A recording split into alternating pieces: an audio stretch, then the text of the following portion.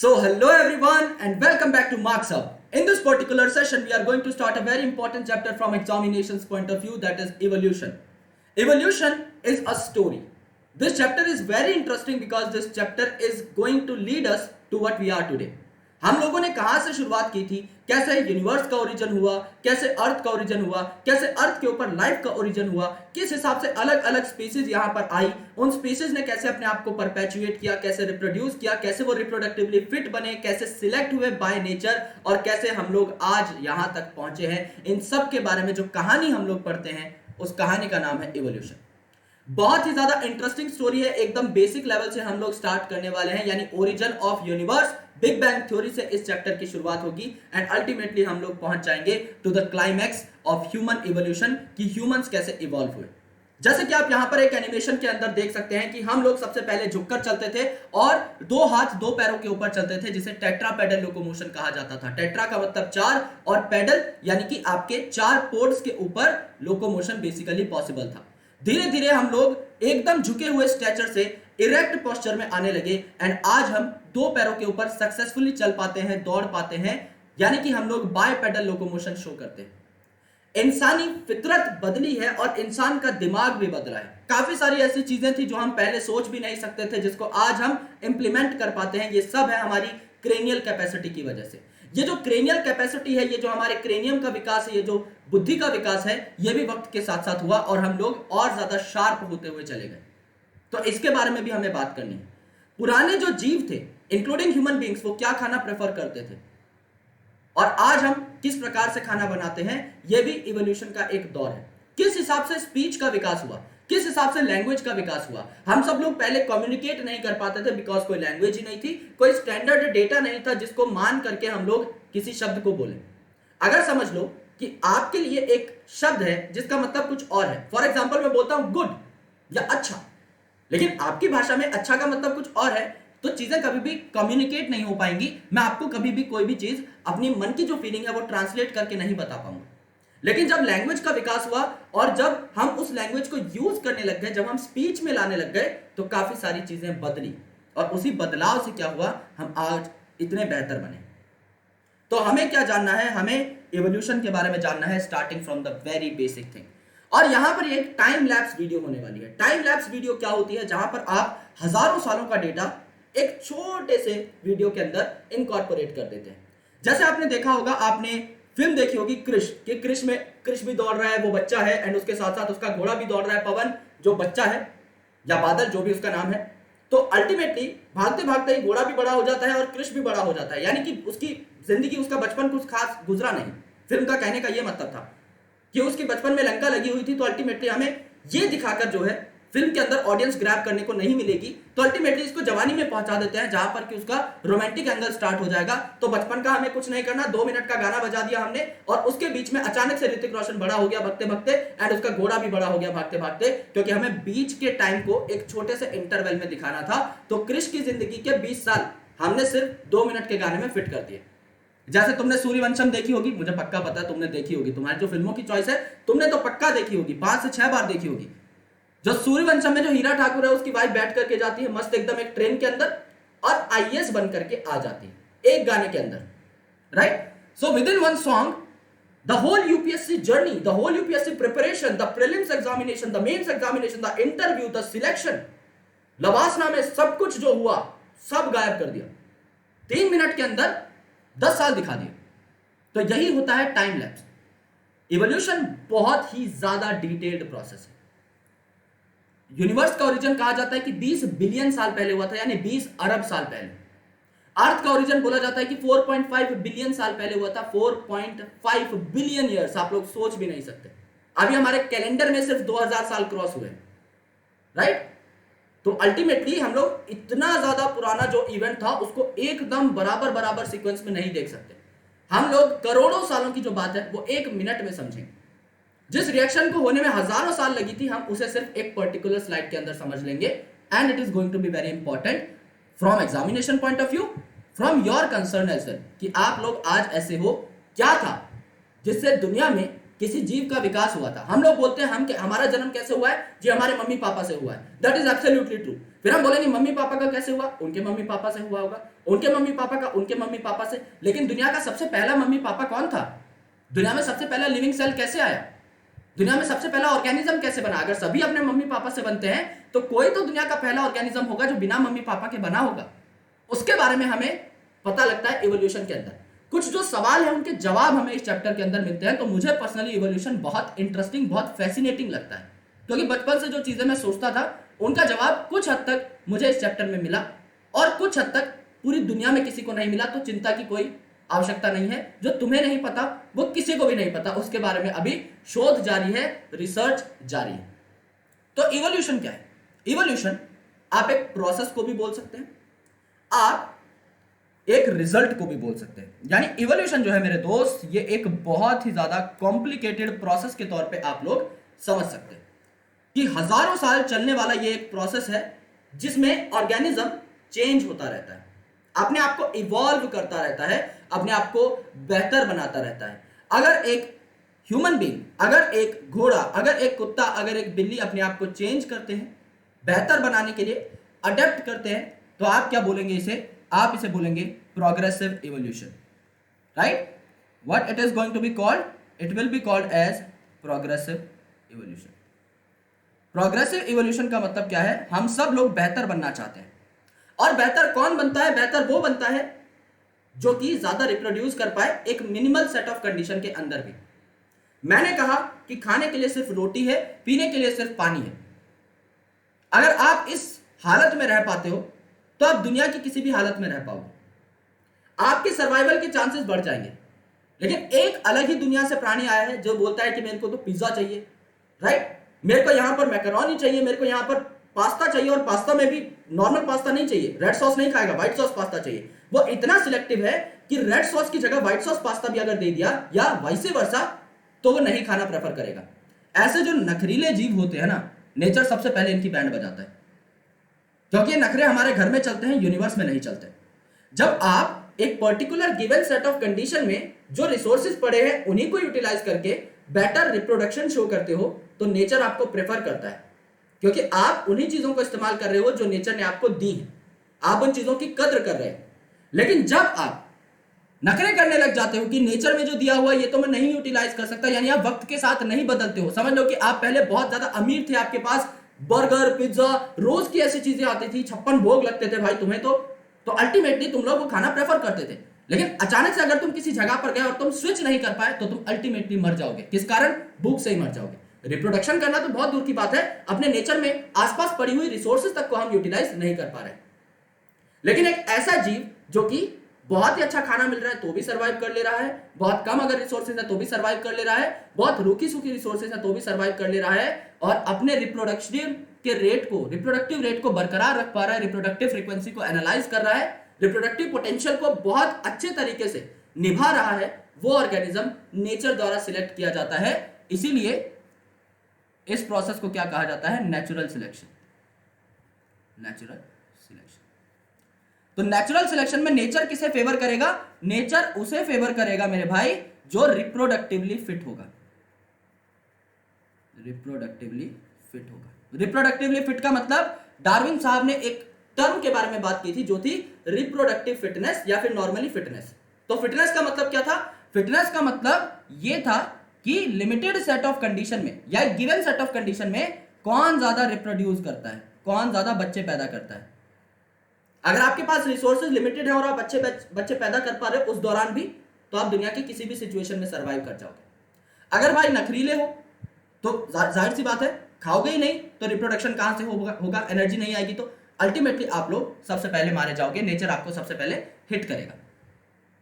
तो हमें यहां पर प्रोग्रेसिव इवोल्यूशन के बारे में बात करनी है, नेचुरल सिलेक्शन के बारे में बात करनी है, रिप्रोडक्टिव फिटनेस के बारे में बात करनी है, जिसका कंसेप्ट किन्होंने दिया था? रिप्रोडक्टिव फिटनेस का कंसेप्ट आपके डार्विन साहब ने दिया था।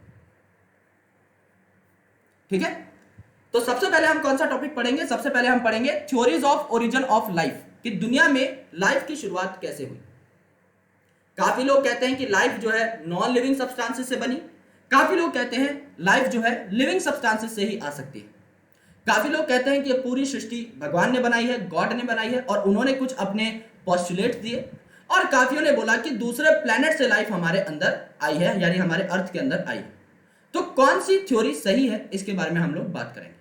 अगर कोई थ्योरी दी है तो उसको प्रूव करने के लिए अब एविडेंस भी चाहिए, तो हमें क्या चाहिए, अलग अलग थ्योरीज के प्रूफ भी चाहिए। अब तो एविडेंसेस ऑफ इवोल्यूशन में हम लोग बात करेंगे कि कौन कौन से ऐसे एविडेंसेस है, कौन कौन से ऐसे प्रूफ है जो साबित कर देते हैं कि इवोल्यूशन हुई है अर्थ पे, और ऑर्गेनिज्म ए से ऑर्गेनिज्म बी बना, एंड सो ऑन। किस हिसाब से इवोल्यूशन हुई है, किस डायरेक्शन में इवोल्यूशन हुई है, और क्या क्या इंडिविजुअल्स की स्टेजेस रही हैं, इसके लिए हमें एविडेंस चाहिए, हमें प्रूफ चाहिए। तो अलग अलग प्रूफ के बारे में भी हम लोग बात करते हैं, बायोकेमिकल प्रूफ के बारे में बात करते हैं, एनाटॉमिकल प्रूफ के बारे में बात करते हैं, मॉर्फोलॉजिकल प्रूफ के बारे में बात करते हैं, एम्ब्रियोलॉजिकल प्रूफ के बारे में बात करते हैं, पैलेंटोलॉजिकल प्रूफ के बारे में बात करते हैं। काफी सारी ऐसी चीजें हैं जो कि आज हमें डिस्कशन में लेनी है, अकाउंट में लेनी है। Theories of evolution. अब आगे थ्योरीज ऑफ इवोल्यूशन क्या क्या है, यानी इवोल्यूशन किस हिसाब से हुआ। पहले हमने देखा theory of origin of life, अलग अलग लोगों ने बताया कि लाइफ कैसे बनी अर्थ के ऊपर। अलग अलग लोग अब ये भी बताएंगे कि इवोल्यूशन कैसे हुआ। जो सिंगल सेल बना सबसे पहले, उसने मल्टी सेलुलर ऑर्गेनिज्म कैसे बनाया, फिर वो जो मल्टी सेलुलर ऑर्गेनिज्म बना उसने इंसान कैसे बनाया, फिश कैसे बनाई, एव्स कैसे बनाई, और बाकी सारे अलग अलग मैमल्स कैसे बनाए, इन सब के बारे में चर्चा होगी।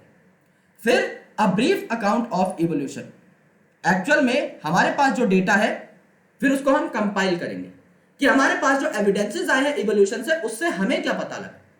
हमें जो भी पता लगा है उसको हम लोग समराइज करेंगे, सम अप करेंगे। And then last but not the least, जहां से एक क्वेश्चन या 4 नंबर का काम आता ही आपके एग्जामिनेशन में, ह्यूमन इवोल्यूशन। निएंडरथल मैन कौन है, क्रोमैग्नोन मैन कौन है, जावा एप मैन कौन है, रामापिथिकस कौन है, ड्रायोपिथिकस कौन है, होमो सेपियंस कौन है, सारी चीजों के बारे में हम लोग बात करेंगे। काफी सारे ऐसे नाम हैं जो आप पहली बार सुनोगे, काफी सारे ऐसे नाम हैं जो आपने सुने हुए होंगे। इन सब की हमें क्रेनियल कैपेसिटी कंपेयर करनी है कि पहले किसमें दिमाग कितनी क्रेनियल कैपेसिटी या कितने सीसी का था, आगे चल के दिमाग कितनी क्रेनियल कैपेसिटी कितने सीसी का हो गया। उसके बाद हम लोग बात करेंगे कौन आपका कार्निवोर था, कौन मीट खाता था, कौन आपका फिर आपका मीट खाना छोड़ करके फ्रूट खाने लग पड़ा, राइट। किसने आपकी आग जलाने की शुरुआत की, किसने अपने आसपास में जो मरे हुए लोग हैं उनके बरियल की शुरुआत करी, उनको दफनाना शुरू किया, किसने केव आर्ट बनानी स्टार्ट करी, राइट। एंड अल्टीमेटली एग्रीकल्चर कब स्टार्ट हुआ, ये सारी हम बात करेंगे कि किस ह्यूमन की क्या विशेषता रही है, किस हिसाब से हम लोग इंप्रूव हुए हैं, डेवलप हुए हैं। यहां पर हम देख रहे हैं ना, फर्स्ट जो एनिमेशन हमने ऐड की थी, this is the human evolution, इसके बारे में आपको बात करनी है। किसने कौन सा हथियार बनाया और उसका इस्तेमाल करना स्टार्ट किया हंटिंग के लिए या अपनी प्रोटेक्शन के लिए, ये भी हम लोग देखेंगे। काफी सारी इंपॉर्टेंट चीजें हैं that we need to take into account. तो यहां पर देखो कितनी प्यारी सी चीज है, वाटर के अंदर चीजों की शुरुआत हुई। इनिशियली आपके यूनिसेलुलर ऑर्गेनिज्म बने, फिर वो मछलियां बन गई, फिर देखो लैंड पर पहुंच गई आपकी रेप्टाइल बन करके, राइट। एक बहुत ही प्यारा सीक्वेंस यहां पर दिखाया हुआ है। फिर देखो सबसे जो मोस्ट डेवलप्ड आपके रेप्टाइल्स है वो बने, डायनासोर्स बने, ऊपर इनके चीजें उड़ती हुई चली जा रही है, आर्कियोप्टेरिक्स उड़ता हुआ दिखाया गया है, देन आपका हाथी बन गया यानी आपका मैमल बन गया, राइट। ये सारे एग्जैक्टली ऐसे नहीं बनते, बट आपको बताया हुआ है कि वक्त के साथ किसने डोमिनेट किया है इस अर्थ को। तो सबसे पहले अगर आप देखेंगे, let's talk about this diagram again, आपको पता लगेगा कि कैसे अर्थ के ऊपर जो भी फ्लोरा है यानी जो भी प्लांट है या जो भी फौना है, जो भी एनिमल्स हैं, इनमें क्या क्या चेंज आए इन द प्रोग्रेसिव डायरेक्शन, इन्होंने अपने आप को कैसे कैसे अडेप्ट किया, जब कंडीशन चेंज हुई इन्होंने बचने के लिए क्या क्या जुगाड़ लगाए, उन सब चीजों की कहानी को आप क्या बोलते हैं, इवोल्यूशन बोलते हैं। तो वक्त के साथ हम सभी चेंज होते हैं, एंड कहा जाता है in everyone's life change should be the only constant. एक ही चीज कांस्टेंट होती है, वो है चेंज। बदलाव आपको करना ही पड़ता है, बदलाव प्रकृति का नियम है, क्योंकि अगर आप प्रकृति के बदलते नियमों के साथ खुद में चेंजेस नहीं लाएंगे तो नेचर आपको कभी भी सिलेक्ट नहीं करेगी, प्रायोरिटी पे नहीं रखेगी। And if nature is not gonna select you, then ultimately आप नेचुरल सिलेक्ट को चेंज करते जा रहे हैं, किस हिसाब से अपने आप को अडेप्ट करते जा रहे हैं उसके बारे में भी आप बात करते हो। तो ये जनरल डेफिनेशन है जिससे हमारे चैप्टर की एक शुरुआत होनी भी चाहिए। Now we need to talk about the very first topic of this chapter, origin of life. Life की शुरुआत कैसे हुई, पहला लिविंग ऑर्गेनिज्म कैसे बना, या फिर हम कह सकते हैं पहला लिविंग मॉलिक्यूल कैसे बना, या पहला लिविंग सेल आपका कैसे बना, we need to talk about that. काफी सारी थ्योरीज थी जो यहां पर आई, क्योंकि इनिशियली अगर आप अर्थ की बात करो तो अर्थ जो था इसके ऊपर एटमॉस्फेयर नहीं था, इसके ऊपर फ्री ऑक्सीजन नहीं था, लेकिन आज हम ऑक्सीजन के बिना सर्वाइव ही नहीं कर सकते। तो क्या सबसे पहले हम आ गए होंगे इस अर्थ के ऊपर? The answer is no. सबसे पहले कौन आया होगा? सबसे पहले वो ऑर्गेनिज्म आए होंगे जो बिना ऑक्सीजन के सर्वाइव कर सकते हैं, क्योंकि अर्थ में फ्री ऑक्सीजन नहीं थी जैसा मैंने कहा। तो ऐसे ऑर्गेनिजम्स आए होंगे जो बिना ऑक्सीजन के भी रह सकते हैं, यानी आपके अनएरोबिक ऑर्गेनिजम्स आए होंगे, राइट। और उसके बाद धीरे धीरे धीरे धीरे जैसे अर्थ के ऊपर ऑक्सीजन बनने लगी by variety of chemical reaction, तो एरोबिक ऑर्गेनिजम्स का विकास होने लगा। तो अगर कोई पूछ ले कि पहले एनारोबिक आया या एरोबिक, हम क्या बोलेंगे? पहले एनारोबिक आया। सिमिलरली अगर कोई पूछ ले पहले यूनिसेलुलर आया या मल्टीसेलुलर, कौन आएगा पहले? एक सेल आपका डेवलप होगा, मैच्योर होगा, बहुत अच्छे तरीके से अपने आपको डिवाइड करना स्टार्ट करेगा, अच्छी अच्छी चीजें करना सीखेगा, अपने मेटाबॉलिज्म को बूस्ट करेगा एंड अल्टीमेटली बाकी सेल्स के साथ फिर एग्रीगेशन बनाने का, कोलैबोरेशन करने का सोचेगा। पहले एक यूनिसेलुलर ऑर्गेनिज्म आया, उसने इस दुनिया को जांच लिया, परख लिया एंड अल्टीमेटली उसने अपने जैसे बाकी यूनिसेलुलर ऑर्गेनिजम्स के साथ एक असेंबलेज बनाने की ठानी and ultimately it got converted into a multicellular organism. तो अगर कोई बोले अनारोबिक पहले आया एरोबिक, आंसर अनारोबिक। क्यों? क्योंकि पहले फ्री ऑक्सीजन नहीं प्रेजेंट था, तो एनारोब्स ही सरवाइव कर सकते थे। दूसरा, पहले यूनिसेलुलर आया है मल्टीसेलुलर, ऑब्वियसली यूनिसेलुलर, उसके बाद ही डेवलपमेंट हुई और आपकी मल्टीसेलुलर ऑर्गेनिजम्स आए। पहले प्रोकैरियोट आया यूकैरियोट, ये भी कोई जानने की बात नहीं है। पहले अर्थ पे सिचुएशंस इतनी खराब थी कि आपका एक नॉर्मल इंडिविजुअल का सरवाइव कर पाना बहुत मुश्किल था। लेकिन आपको पता है यार, bacteria and in fact Archie bacteria तो कहीं भी सरवाइव कर सकता है, चाहे 100 डिग्री सेल्सियस के टेम्परेचर पे रख दो, चाहे एसिड के अंदर फेंक दो, चाहे बेस के अंदर फेंक दो, चाहे ओशन के अंदर हजारों मीटर डीप रख दो उसको, चाहे एक आइस कैप के नीचे रख दो। Ultimately that was the organism that could be found at variety of extreme habitats. यानी जब दुनिया में एकदम जीवन लायक, राइट, अनुकूल परिस्थितियां नहीं है, जब एकदम जीवन जीने लायक यहां पे कंडीशंस नहीं है, उस टाइम पर भी आर्की बैक्टीरिया और बाकी उससे रिलेटेड बैक्टीरिया सरवाइव कर सकते थे। तो पहले प्रोकैरियोट आया होगा, लोअर ऑर्गेनिज्म आया होगा। बाद में न्यूक्लियस की जरूरत महसूस होने लगी कि यार हमारे अंदर ना न्यूक्लियर एनवेलप नहीं है, कोई भी हमारे डीएनए को डायरेक्ट हार्म पहुंचा सकता है, क्यों ना इसके ऊपर एक कवर बना लिया जाए, क्यों ना प्रोकैरियोट से यूकैरियोटिक हुआ जाए। तो धीरे धीरे धीरे धीरे जो है ऑर्गेनिज्म डेवलप हुआ है। ये करोड़ों साल का प्रोसेस है, ये मैंने आपको अभी बताया है पिछले 5 मिनट के अंदर, but it does not mean that it has taken place at the very same rate. It is really not possible. अगर आप फिजिबिलिटी देखोगे इन रिएक्शंस की, तो ये बहुत ही स्लो है, extremely slow reactions they are, and that's why they have taken millions and billions of years for reaching the stage at which we are today. So origin of life की हमें बात करनी है कि पहले कौन आया और कैसे आया। ओरिजिन मतलब आया कैसे, ओरिजिनेट कैसे हुआ। हमें जीरो की बात करनी है कि जीरो से कैसे शुरुआत हुई। ओके, तो we need to talk about this, so let's talk about this. Origin of life. The Big Bang theory states that universe originated about 20 billion years ago by a thermonuclear explosion that is called as Big Bang of dense entity। क्या कहा गया कि एक ऐसा explosion हुआ जो कि unimaginable था इन द फिजिकल टर्म्स, यानी एक ऐसा एक्सप्लोजन, एक ऐसा धमाका जो कि आप एक्सप्लेन ही नहीं कर सकते। आप जितना बड़ा धमाका सोच सकते हो अपने दिमाग में, उससे 1 लाख गुना बड़ा फॉर श्योर। इतना बड़ा धमाका था बिग बैंग, इतना बड़ा धमाका कि आप उसको एक्सप्लेन भी नहीं कर सकते। साइंटिस्ट किसी यूनिट का इस्तेमाल नहीं कर सकते एक्सप्लेन करने के लिए कि बिग बैंग कितना बड़ा धमाका था। और इस बिग बैंग थ्योरी से यूनिवर्स की ओरिजिनेशन हुई। कब? 20 बिलियन ईयर्स पहले। यानी अगर आपको कोई पूछ ले कि 20 बिलियन ईयर्स पहले क्या बना, आपका यूनिवर्स बना। अर्थ इसके और बाद बना होगा, क्योंकि यूनिवर्स के अंदर क्या है, हजारों करोड़ों गैलेक्सीज हैं। यूनिवर्स के अंदर हजारों करोड़ों गैलेक्सीज हैं, जिनमें क्लाउड्स हैं, जिनमें डस्ट है। There are variety of stars in those galaxies and ultimately उन गैलेक्सीज के अंदर काफी सारे सोलर सिस्टम्स हैं और उन सोलर सिस्टम्स में बहुत सारे प्लैनेट हैं एंड उन प्लैनेट में से एक पे आप रहते हो। यानी यूनिवर्स जो है ये बहुत बड़ा है। अगर यूनिवर्स ये पूरी स्लाइड है तो अपर लेफ्ट कॉर्नर के ऊपर देखो, अगर यूनिवर्स एक पूरी स्लाइड है तो अर्थ इस छोटे से डॉट जितना भी नहीं। तो अगर यूनिवर्स ये पूरी स्लाइड है तो अर्थ इसका सिर्फ एक स्पेक है। यानी अगर यूनिवर्स पूरी जिंदगी है तो पलक झपकना सिर्फ अर्थ उसका इतना सा ही पार्ट है। समझ रहे हो? काफी सारे एग्जांपल्स मैंने यहां पर दे दिए हैं। अगर यूनिवर्स एक रेगिस्तान है तो अर्थ एक मिट्टी का कण है, बस इतना छोटा सा इलाका है जिसके ऊपर हम रहते हैं। Universe is very vast, very very vast, right. Observable universe जो कि अभी तक साइंटिस्ट ने पता लगाया है वही बहुत बड़ा है। कहा जाता है कि अर्थ जैसे काफी सारे सोलर सिस्टम्स मिलाकर ना एक गैलेक्सी तैयार करती है, और उस गैलेक्सी में मिलियंस ऑफ गैलेक्सीज और मिल जाएं तो क्या बनता है, आपका एक ऑब्जर्वेबल यूनिवर्स बनता है।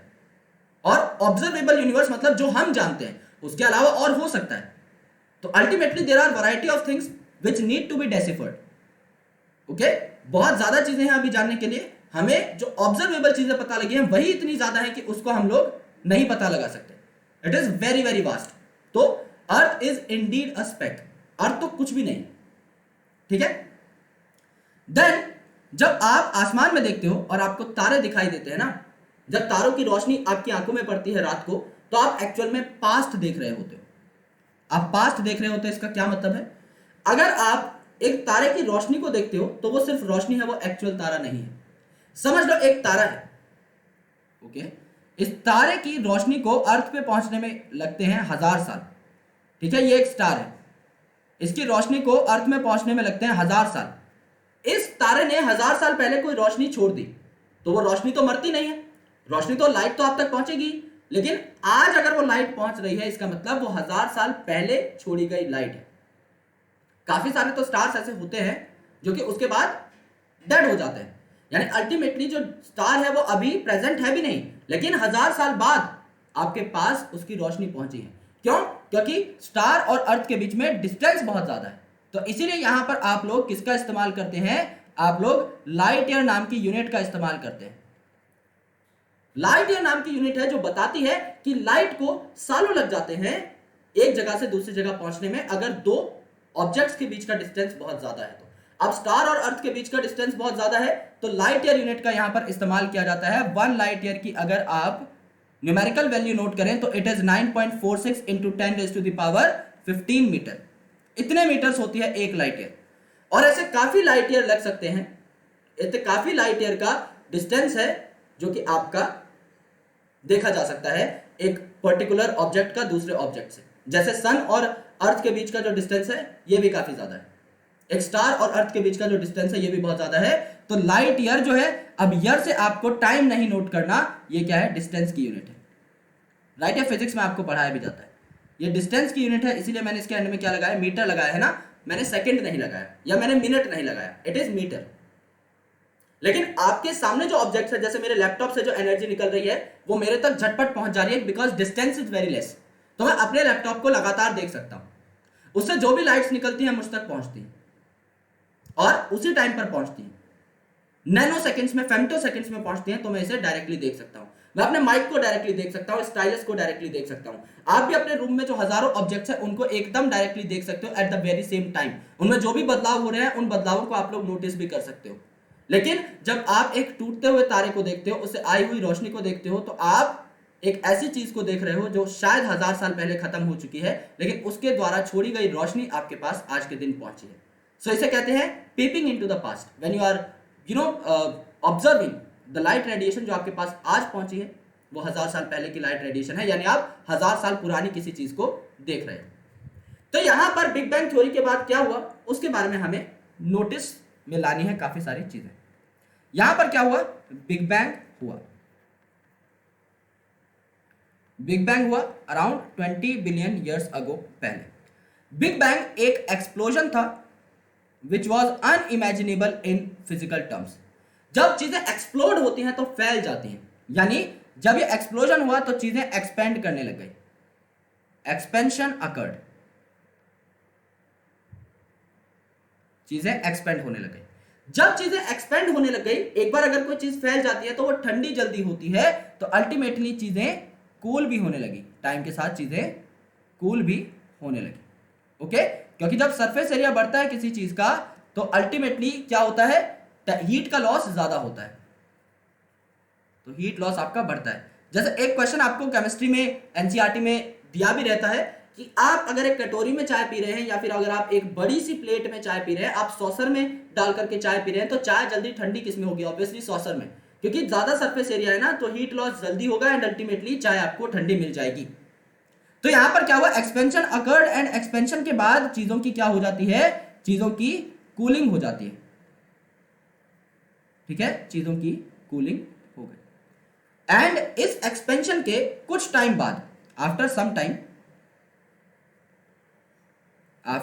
मतलब आफ्टर सम इयर्स, यहां पर हाइड्रोजन बन गई गैस और हीलियम बन गई, यानी सबसे जो लोअर मॉलिक्यूलर वेट की गैसेस हैं ये आपकी बन गई। एंड हाइड्रोजन एंड हीलियम ने मिल करके डस्ट के साथ काफी ज्यादा कॉम्बिनेशन करके क्या बना लिया, आपकी गैलेक्सीज बना ली, ठीक है। और काफी सारी गैलेक्सीज बनी, उनमें से हमारी भी एक गैलेक्सी थी जिसका नाम था मिल्की वे, यानी आकाशगंगा। और इस मिल्की वे में हमारा अपना प्लेनेट है जिसका नाम है अर्थ। अब ये जो अर्थ है इसके ऊपर अलग अलग गैसेस उस टाइम पर मौजूद थी, राइट, इनिशियल लेवल पे। तो एटमॉस्फेयर तो बहुत तगड़ा था नहीं, जो मॉल्टन मास था उससे थोड़ी बहुत गैसेस निकलती थी, क्योंकि भाई सब कुछ फट गया था ना बिग बैंग थ्योरी के कारण। बिग बैंग थ्योरी में जो बिग बैंग नाम का एक्सप्लोजन हुआ उससे सब कुछ फट गया था। तो जो आपके इरप्शंस हुए थे, जो मॉल्टन मास था उससे कुछ गैसेस आपकी निकली। तो यहां पर जो मॉल्टन मास था इससे कुछ गैसेस आपकी निकली, जैसे कि आपका यहां पर प्रेजेंट था अमोनिया, आपका यहां पर प्रेजेंट था मीथेन, आपका यहां पर प्रेजेंट था हाइड्रोजन, आपका यहां पर प्रेजेंट थी काफी और गैसेस जैसे CO2, और आपका यहां पर सबसे इंपॉर्टेंट जो प्रेजेंट था ये था वाटर वेपर। वाटर वेपर था ये, ठीक है, वाटर वेपर था ये, it is not liquid water, ये बात हमेशा याद रखना। जिंदगी की ओरिजिन कहां पर होती है, लाइफ की शुरुआत कहां पर होती है, लिक्विड वाटर के अंदर, किसी वाटर बॉडी के अंदर। ये वाटर वेपर था, ये लिक्विड वाटर नहीं था। तो इस वाटर वेपर पे क्या हुआ, इस वाटर वेपर पे बाद में आपकी यूवी रेडिएशन की नजर पड़ गई। जब सन आपका यूवी रेडिएशन फेंकने लगा इस वाटर वेपर के ऊपर, देन अल्टीमेटली क्या हुआ, वाटर वेपर टूटा। वाटर वेपर टूटेगा तो क्या बनेगा, आपका हाइड्रोजन बनेगा और आपका ऑक्सीजन बन जाएगा, ठीक है। यानी ऑक्सीजन बनने की शुरुआत आपकी धीरे धीरे होने लगी। फिर ये जो हाइड्रोजन है ये भी अलग अलग चीजों के साथ जाके इंटरेक्ट करने लगा, ये जो ऑक्सीजन है ये भी अलग अलग चीजों के साथ जाके इंटरेक्ट करने लगा, जैसे मीथेन के साथ इंटरेक्ट करके CO2 बना लेगा, अमोनिया के साथ इंटरेक्ट करके वाटर बना लेगा, और वो जो वाटर होगा, समझ लो ऑक्सीजन ने NH3 के साथ इंटरेक्शन करी, यहां से हाइड्रोजन आ गया, यहां से ऑक्सीजन आ गया, अब ये क्या बना लेगा, अब ये वाटर बना लेगा। और ये जो वाटर हुआ ना, ये आपका कैसा हुआ, लिक्विड हुआ। जब टेम्परेचर धीरे धीरे आपका और कूल होने लगा, जब बिग बैंग का इफेक्ट थोड़ा सा कम हो गया, चीजें आपकी और अच्छे तरीके से एक्सपेंड हुई, और ज्यादा कूलिंग होने लगी, टेम्परेचर आपका सेटल होने लगा, तो ये जो वाटर था ये लिक्विड के फॉर्म में बरसात बन के बह गया। और अर्थ के ऊपर जो डिप्रेशन थे, जो खड्डे थे, जैसे आप चांद को ऑब्जर्व करते हो तो चांद में आप लोग बोलते हो दाग है, वो पूरा सफेद नहीं दिखाई देता, वो क्या है, उसके अंदर आपको ग्रे कलर के स्पॉट्स दिखाई देंगे। वो ग्रे कलर के स्पॉट्स क्या है, इंप्रेशंस एंड डिप्रेशंस है। मतलब चांद पर जो धरती है वो एक जैसी नहीं है, समतल नहीं है, उसके ऊपर पहाड़ भी है, उसके ऊपर आपके गड्ढे भी हैं, खाई भी है। तो वो खाइयां आपको दिखाई देती हैं, वो पहाड़ आपको दिखाई देते हैं। तो वो इंप्रेशंस और डिप्रेशंस एक अलग कलर की इमेज बनाते हैं। अल्टीमेटली अर्थ पे भी छोटे छोटे गड्ढे थे, जब ये वाटर आपका गिरा लिक्विड की फॉर्म में, उन गड्ढों में भर गया, उन डिप्रेशन में भर गया, और जो बड़े बड़े गड्ढे थे वो आपके क्या बन गए, ओशन बन गए। और एक बार आपकी ओशन बन गई ना, तो भाई बढ़िया तरीके से आपकी लाइफ आने का उद्घाटन हो गया, मतलब रिबन सा कट गया कि हाँ भाई अब आपका वाटर बॉडी बन चुकी है, अब लाइफ आएगी। क्योंकि हम चांद पर क्या ढूंढ रहे हैं, क्या जलजीरा थोड़ी ढूंढ रहे हैं हम लोग, या लस्सी थोड़ी ढूंढ रहे हैं कि थोड़ी लस्सी मिल जाए यार, आलू का पराठा घर से लेकर आया हूं, खा के वापस चलते हैं।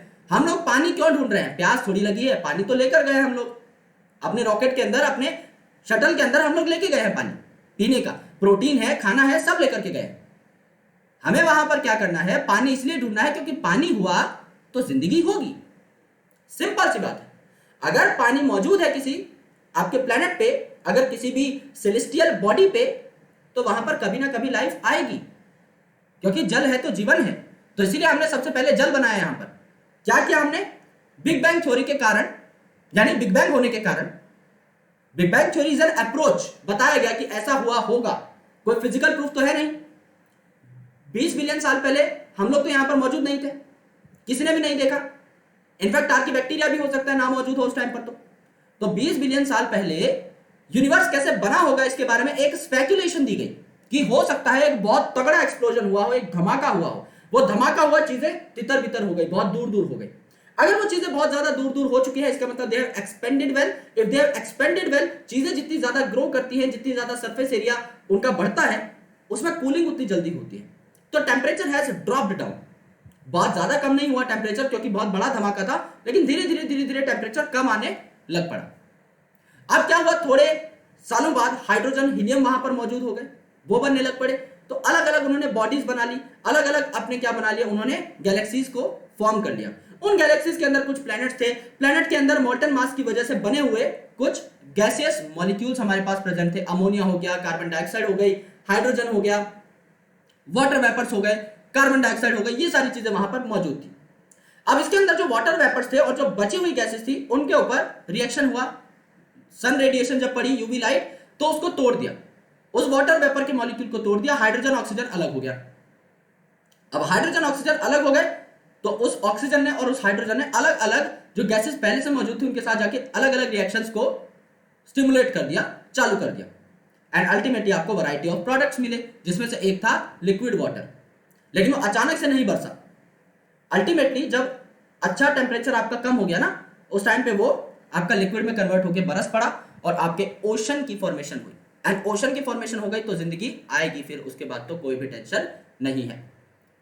तो आपका जो यूनिवर्स था वो 20 बिलियन ईयर्स अगो पहले बना था, 20 अरब साल पहले बना था, लेकिन अर्थ जो था ये आपका 4.5 बिलियन ईयर्स अगो पहले बना था, राइट। यानी यूनिवर्स की फॉर्मेशन के लगभग मान के चल सकते हो आप 15 बिलियन साल बाद, यानी यूनिवर्स के बनने के बाद 15 बिलियन साल और लग गए सिर्फ अर्थ को बनने में। लाइफ भी नहीं आई, अभी लाइफ भी नहीं आई है, सिर्फ अर्थ को बनने में इतना टाइम लग गया। एंड इसके बाद लाइफ आने में 500 मिलियन साल और लग गए, 500 मिलियन साल और लग गए। यानी लाइफ कब आई होगी, अगर यहां से मैं आपका डेटा एनालाइज कर दूं तो यूनिवर्स कब आया, यूनिवर्स मेरे भाई आया आपका 20 बिलियन ईयर अगो पहले। फिर आपका अर्थ कब बना, अर्थ आपका बना लगभग मान के चलो 4.5 बिलियन ईयर अगो पहले। इसके 500 मिलियन साल बाद आपकी लाइफ आई, तो लाइफ कब आई होगी, 500 मिलियन साल मतलब 0.5 बिलियन साल, तो इसमें से 0.5 घटा दो, लगभग 4 बिलियन ईयर अगो पहले आपकी लाइफ आई होगी, ऐसा कहा जाता है। There was no atmosphere on early earth, जैसा मैंने आपको बताया, जब अर्थ आपका नया नया बना था तो कोई खास आपका यहाँ पर एटमॉस्फेयर नहीं था। कुछ चुनिंदा गैसेस प्रेजेंट थी जो कि मॉल्टन मास से रिलीज हुई थी और इन्होंने अर्थ के सरफेस को कवर कर लिया था, जैसे कि वाटर वेपर। तो ये लिक्विड की फॉर्म में नहीं है, ये मैं आपको पहले भी लिखवा चुका हूं, एक और बार लिखवा रहा हूं, ये लिक्विड की फॉर्म में नहीं है। फिर आपका मीथेन है यहाँ पर, कार्बन डाइऑक्साइड है यहाँ पर, अमोनिया है यहाँ पर, ये मोल्टन मास से बने, रिलीज हुए एंड अल्टीमेटली इन्होंने अर्थ की सरफेस को कवर कर लिया। फिर यहां पर जो वाटर था in the form of vapour, इस पे यूवी रेडिएशन ने अपना इफेक्ट दिखाना स्टार्ट किया। अब H2O है, ये किस में टूटेगा, ये हाइड्रोजन और ऑक्सीजन में टूटेगा। हाइड्रोजन बन गया, ऑक्सीजन बन गया। अब ये जो ऑक्सीजन है अलग अलग जगह जाकर रिएक्शन शो करेगी, जैसे अमोनिया के साथ मिल गई, अमोनिया के साथ मिली तो क्या बना लेगी, यहां से हाइड्रोजन आ जाएगा, यहां से ऑक्सीजन आ जाएगा, क्या बना, वाटर बना। लेकिन ये वाटर अब आपका लिक्विड स्टेट में बना है, बरसने की देर है बस, ठीक है। फिर ये मीथेन के साथ जाकर के अटैक कर लेगी O2, तो मीथेन से आपका कार्बन आया और यहां से आपका ऑक्सीजन आया, तो और CO2 भी यहां पर बनी, ठीक है। अल्टीमेटली क्या हुआ, यहां पर वाटर का विकास हो गया और ये वाटर जो है आपका कंडेंस होकर के बरस गया, कंडेंस हुआ, बरसा, तो इसने क्या बना ली, ओशन बना ली, अलग अलग डिप्रेशंस में जाकर के। सिमिलरली आपका ये जो ऑक्सीजन था ये आपका और ऑक्सीजन मॉलिक्यूल्स के साथ भी इंटरेक्ट करने लगा, यूवी रेडिएशन से आई हुई लाइट की एनर्जी से, एंड ओजोन लेयर इसने बना लिया, यानी O3 लेयर इसने बना लिया, ठीक है। एंड अगेन अब ओजोन लेयर बन चुका है, तो अल्टीमेटली आपका टेम्परेचर कम होने लग पड़ेगा, तो अर्थ का टेम्परेचर आपका फिर धीरे धीरे कूल होने लगा। तो वाटर वेपर जो है, जो बरसने के लिए बेताब थे, अब ये आपकी सारी की सारी डिप्रेशंस को भर देते हैं और ओशन को बना लेते हैं। और एक बार अगर ओशन आ गया तो आगे चल के पक्का लाइफ भी आएगी, दैट इज अश्योरिटी। तो ये हमें यहां तक समझना था। क्या कहानी समझी हमने, 20 बिलियन साल पहले बिग बैंग हुआ, राइट, एक ह्यूज एक्सप्लोजन हुआ, चीजें आपकी फैल गई, सरफेस एरिया बढ़ा, तो कूलिंग स्टार्ट हो गई, हाइड्रोजन हीलियम बनी, अर्थ में जो मोल्टन मास था उसे अमोनिया बना, CO2 बना, आपका वाटर वेपर्स बने, आपका अमोनिया बना and so on, hydrogen gas बनी।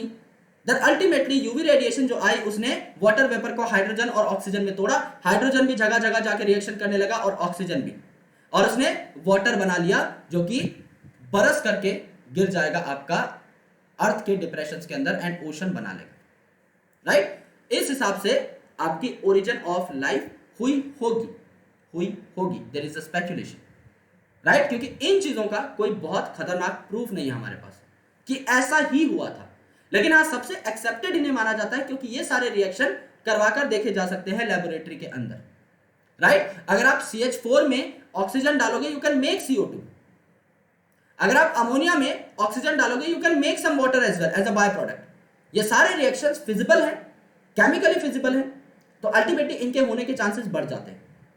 Okay, now theories of life, theories of origin of life, कि दुनिया में जिंदगी कैसे आई होगी, लाइफ कैसे आई होगी। तो लाइफ आई कब, पहले तो ये देख लेते हैं।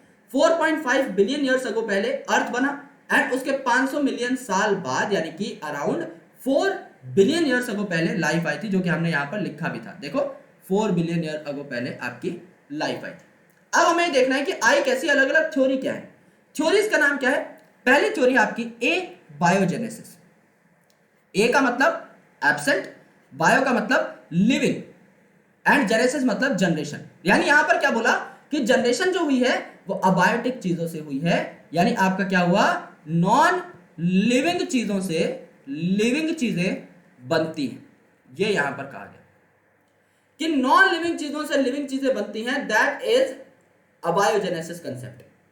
बायोजेनेसिस काफी सारे साइंटिस्ट ने बोला कि लिविंग चीजें सिर्फ लिविंग से बन सकती है, जैसे आपके पेरेंट से आप बने हैं, मेरे पेरेंट से मैं बना हूं। यहां पर क्या कहा गया, सिर्फ लिविंग ऑर्गेनिज्म जो है यही दूसरे लिविंग ऑर्गेनिज्म को गिव राइज कर सकता है। This is biogenesis. बायो मतलब लाइफ, जेनेसिस मतलब जनरेशन, यानी लाइफ का जनरेशन लाइफ से ही होता है, प्री एग्जिस्टिंग लाइफ से ही नई लाइफ बनेगी। पैनस्पर्मिया, पैनस्पर्मिया क्या है, यहां पर स्पर्मिया वर्ड का इस्तेमाल किया हुआ है, यानी लाइफ से रिलेटेड जो स्पोर्स है ये किसी और प्लेनेट से, ये बाहर से, ओके, सब अदर प्लेनेट से हमारे पास आए थे और अर्थ के अंदर ये स्पोर ग्रो कर गए।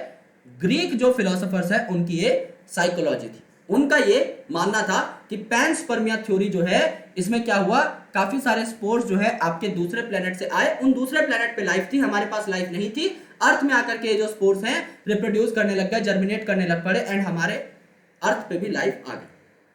यहां पर है क्रिएशनिज्म, जिसको आप क्या कहते हैं, थ्योरी ऑफ स्पेशल क्रिएशन भी कहते हैं, special creation. Okay, father sores नाम के एक फादर साहब थे जो चर्च में काम करते थे, उनका यह कहना था कि क्रिएशन करी गई थी इस पूरे के पूरे अर्थ की, और इसके अंदर जितने भी लिविंग ऑर्गेनिज्म है उन सब की भी क्रिएशन किसने की थी, भगवान ने की थी। तो स्पेशल क्रिएशन की थ्योरी दी गई थी। केमिकल इवोल्यूशन, यहां पर यह बोला गया कि काफी सारे केमिकल्स ने मिलकर के आपका पहला सेल बनाया और उस सेल ने धीरे धीरे इवॉल्व करके दुनिया में क्या की, काफी सारे लिविंग ऑर्गेनिज्म, काफी सारे ऑर्गेनिजम्स की लाइफ को बिल्ड किया। इन सारी की सारी थ्योरीज के बारे में हमें बात करनी है, starting from A biogenesis, panspermia, creationism and chemical evolution. बहुत ज्यादा इंटरेस्टिंग होने वाले हैं कंसेप्ट, तो प्लीज मेक श्योर कि आप लोग गौर से इन सारी बातों को सुने कि जिंदगी कैसे आई होगी।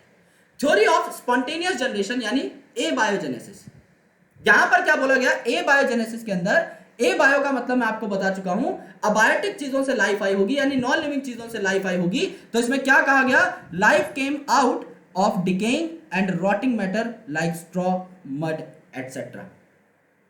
यहां पर यह बोला गया कि जो सड़ी गली चीजें हैं उनसे लाइफ आती है।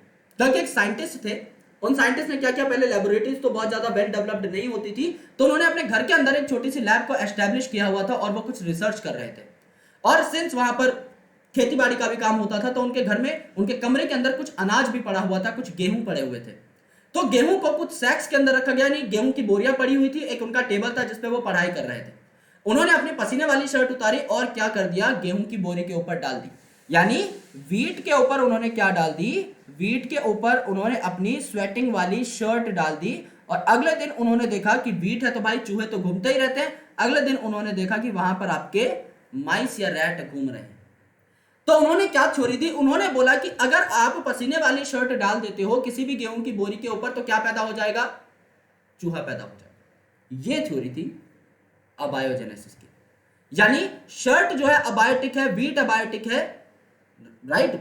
वीट आपका आप सीड के फॉर्म में जब जर्मिनेट होगा तब आप उसको बायोटिक बोलेंगे, अभी मतलब उसके अंदर कोई खास मेटाबॉलिक रिएक्शंस नहीं चल रहे हैं, कहने का ये मतलब। और माइस आपकी बन गई। दूसरा इन्होंने क्या बोला, दूसरा इन्होंने देखा कि अगर आपकी छत है कोई कच्चे घर की जिसके ऊपर टीन टप्पर पड़े हुए हैं, यहां पर आपके पत्ते पड़े हुए हैं सूखे, जिससे कि आपने अपनी छत को मजबूत करने का जो काम है वो किया है, उसके ऊपर अगर आप कोई टायर फेंक देते हो, उसके ऊपर अगर आप कोई पेपर फेंक देते हो, उसके ऊपर अगर आप कोई और खराब चीजें फेंक देते हो जैसे कि सूखे हुए लीव्स फेंक देते हो, तो अल्टीमेटली वहां पर क्या डेवलप हो जाएंगे, मॉस्किटो डेवलप हो जाएंगे, बीटल डेवलप हो जाएंगे, मच्छर आने लग जाते हैं ऐसी छतों के ऊपर जहां पर टायर वायर या कचरा या गंदा सामान फेंका जाता है।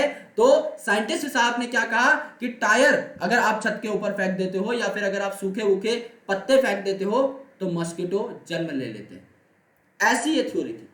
इन्होंने क्या कहा कि नॉन लिविंग चीजों से लिविंग चीजें बनती हैं। यानी आपका कीचड़ में अगर कोई आपको इंसेक्ट दिख गया तो उनका यह मानना था कि कीचड़ से बना है। ओके, उनका यह नहीं मानना था कि सेक्सुअल असेक्सुअल रिप्रोडक्शन से बना होगा, नहीं, उनका कहना था कि कीचड़ में बना है। ऐसा बोलने की जगह वो बोलते थे कीचड़ से बना है। ठीक है, तो ये थ्योरी सीधी सी बात है, आज के दिन में कोई बच्चा भी बता देगा कि ये थ्योरी गलत थी, इसको डिस्कार्ड कर दिया गया, लेकिन साइंस मांगती है प्रूफ। तो हमें प्रूफ देना पड़ा कि भाई इसको डिसअप्रूव कर दो। एबायोजेनेसिस गलत है ये भी बताओ और बायोजेनेसिस सही है ये भी बताओ। तो लुईस पास्चर जो थे इन्होंने डेमोन्स्ट्रेट किया that life comes only from the pre existing life and disapproved this theory. यानी कौन सी थ्योरी को इन्होंने डिसअप्रूव कर दिया, अबायोजेनेसिस को डिसअप्रूव कर दिया। और लुईस पास्चर साहब ने क्या दी थ्योरी, आपकी बायोजेनेसिस की थ्योरी दी। इन्होंने बोला कि लाइफ जो है एक लिविंग ऑर्गेनिज्म से ही आ सकती है। He showed that in pre-sterilized flask life did not came from killed yeast, while in another flask open to air new living organisms arose। इन्होंने क्या किया, इन्होंने एक एक्सपेरिमेंट किया जिसका नाम था स्वान नेक एक्सपेरिमेंट। ओके, यहां पर इन्होंने जो फ्लास्क ली इसकी सियार की गर्दन जैसी शेप थी, तो स्वान नेक शेप की इन्होंने फ्लास्क ली जिसमें हवा एंटर ना कर पाए। अगर यहां से हवा एंटर कर जाएगी ना तो यहां पे आपके बैक्टीरिया टकरा जाएंगे, इसके अंदर हवा एंटर कर जाएगी, यहां पे बैक्टीरिया टकरा जाएंगे, यहां पे बैक्टीरिया टकरा जाएंगे, यहां पे बैक्टीरिया टकरा जाएंगे, यानी अंदर no bacterias will be there, अंदर कोई कंटेमिनेशन नहीं होगी।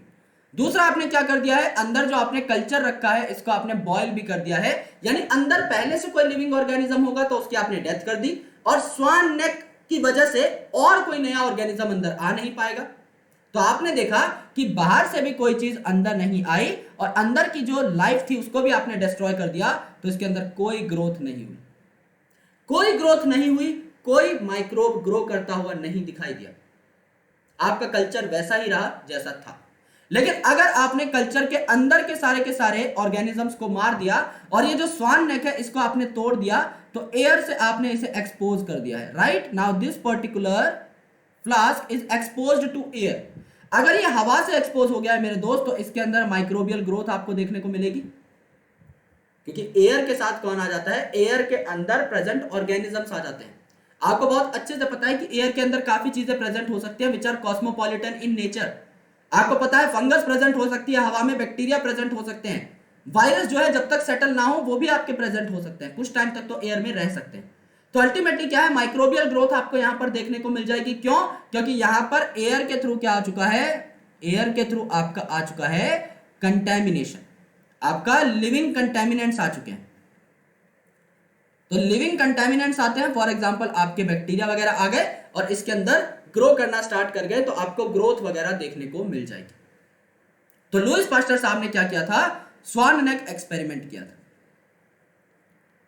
इस एक्सपेरिमेंट में क्या हुआ, जो आपकी स्वान नेक की फ्लास्क थी उसका इस्तेमाल किया गया। स्वान नेक को जब आप तोड़ देंगे तो बैक्टीरियल ग्रोथ दिखाई देगी, जबकि अगर आप स्वान नेक को एज इट इज रखेंगे तो बैक्टीरिया ट्रैप हो जाएंगे उस नेक के अंदर, अंदर नहीं जा पाएंगे कल्चर के पास, तो कल्चर के अंदर कोई भी ग्रोथ नहीं देखने को मिलेगी।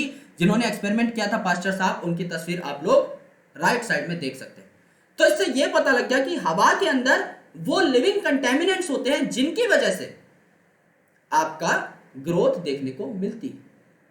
अदरवाइज अगर आप देखेंगे तो नॉर्मल दोनों ही कल्चर के अंदर ग्रोथ होनी चाहिए थी, लेकिन जब आपने इसको एक्सपोज नहीं किया तो कोई ग्रोथ नहीं हुई, जब आपने इसको एक्सपोज किया तो ग्रोथ हुई। इसका मतलब इस कल्चर के अंदर नहीं है वो खास बात जो ग्रोथ करवा रही है ना, वो बात हवा के अंदर है जो ग्रोथ करा रहे हैं।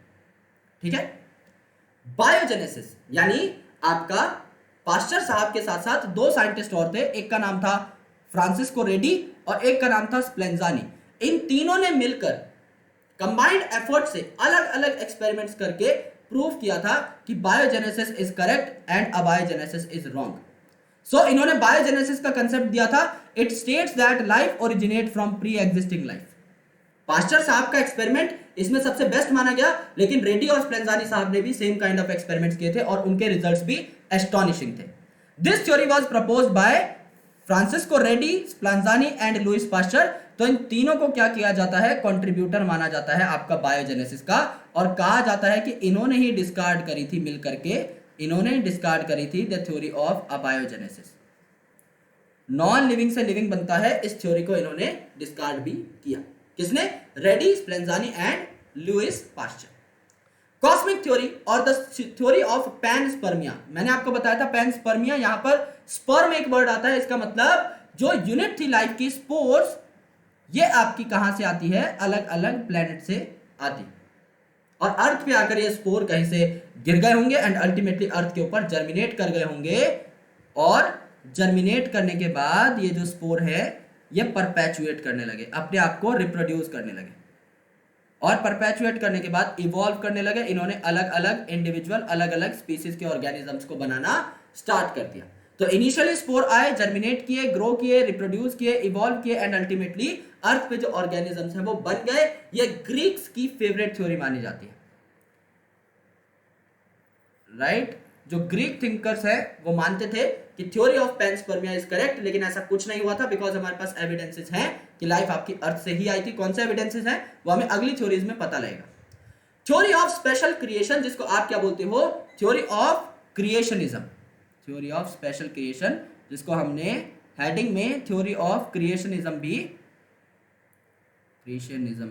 कहा था। It states that everything that is living or non-living was created by some supernatural power called God। तो फादर सोरेज नाम के एक फादर साहब थे, फादर सोरेज, उन्होंने ये थ्योरी दी थी। उन्होंने इस पूरी थ्योरी के 3 कॉनोटेशंस दिए थे, या फिर आप कह सकते हैं 3 पोस्टुलेट्स दिए थे। इनके 3 कॉनोटेशंस क्या थे? इन्होंने 3 बातें क्या कही?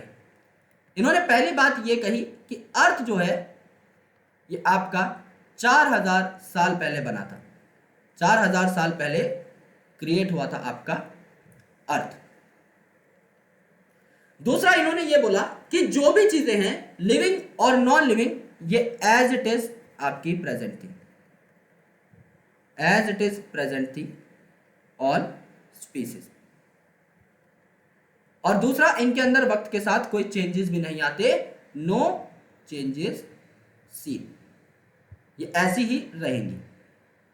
तो यहां पर काफी सारे साइंटिस्ट आए जिन्होंने इन 3 कॉनोटेशंस की धज्जियां उड़ाना स्टार्ट कर दिया, एंड अल्टीमेटली आपको पता है कि ये तीनों कॉनोटेशंस गलत है। इनको गलत कैसे प्रूव कर सकते हैं हम लोग? अर्थ आपका अकॉर्डिंग टू फादर सोरेज साहब 4000 साल पहले बना था, लेकिन क्या 4000 साल पहले अर्थ बना होगा? भाई 2020 सालों से तो हमारा कैलेंडर ही चल रहा है, उससे पहले भी हमें बिफोर क्राइस्ट काफी सारी ऐसी साल हैं जो कि अलग अलग आपके ग्रंथों के अंदर मेंशन है। And ultimately we know very well कि बहुत पुरानी डेटिंग्स भी हम लोग कर चुके हैं, हजारों लाखों करोड़ों साल पुरानी चीजों को भी हम लोग यहां पर एक्सपीरियंस कर चुके हैं। इस अर्थ के ऊपर 4000 साल पहले अर्थ का बनना is a totally wrong statement. तो ये बात आपकी रॉन्ग स्टेटमेंट प्रूव कर दी गई। दूसरी, एज इट इज प्रेजेंट थी सारी की सारी स्पीसीज, सारी चीजें एज इट इज प्रेजेंट थी। काफी सारी ऐसी चीजें होती हैं जो टाइम के साथ क्रिएट होती हैं, आपके अंदर म्यूटेशन आती है, आपके अंदर बदलाव होते हैं। सेक्सुअल रिप्रोडक्शन के दौरान ऑर्गेनिजम्स के अंदर रिकम्बिनेशन होती है, सेक्सुअल रिप्रोडक्शन के दौरान ऑर्गेनिजम्स के अंदर क्रॉसिंग ओवर होते हैं।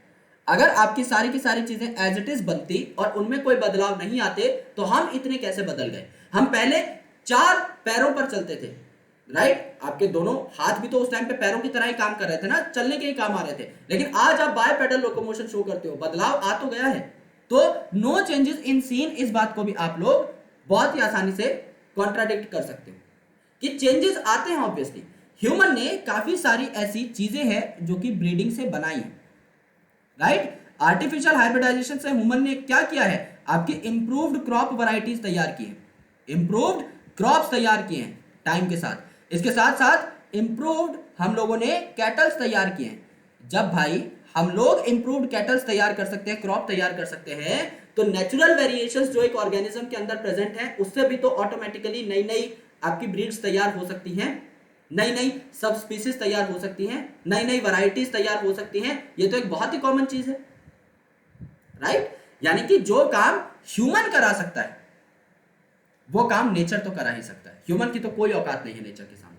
यानी फादर सोरेस द्वारा दी गई तीनों कॉनोटेशंस को बहुत ही आसानी से गलत प्रूफ किया जा सकता है। अर्थ 4000 साल पुराना नहीं है, ये तो एकदम ही गलत स्टेटमेंट है, क्योंकि काफी लाखों करोड़ों साल पुरानी चीजें आपको पता है। आपको आज ये भी पता है कि डायनासोर अर्थ पे से कब गायब हुए थे, 65 मिलियन ईयर्स अगो पहले। यानी आपको 65 मिलियन ईयर्स पहले की भी बात पता है। आपको इतने पुराने पुराने फॉसिल्स के बारे में पता है जो लाखों साल पहले मिले थे, तो 4000 साल तो कुछ भी नहीं है, it is a very short term.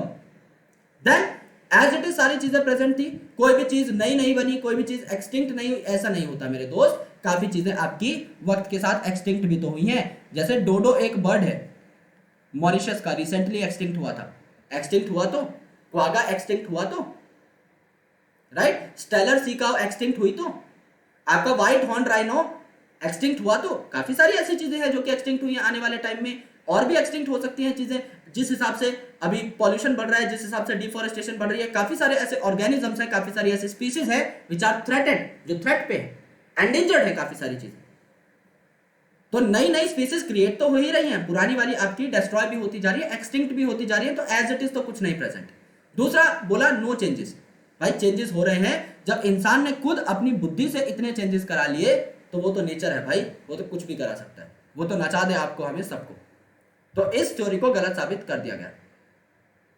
Okay, अब देखो क्या है theory of chemical evolution. Chemical से लाइफ आपकी कैसे बनी?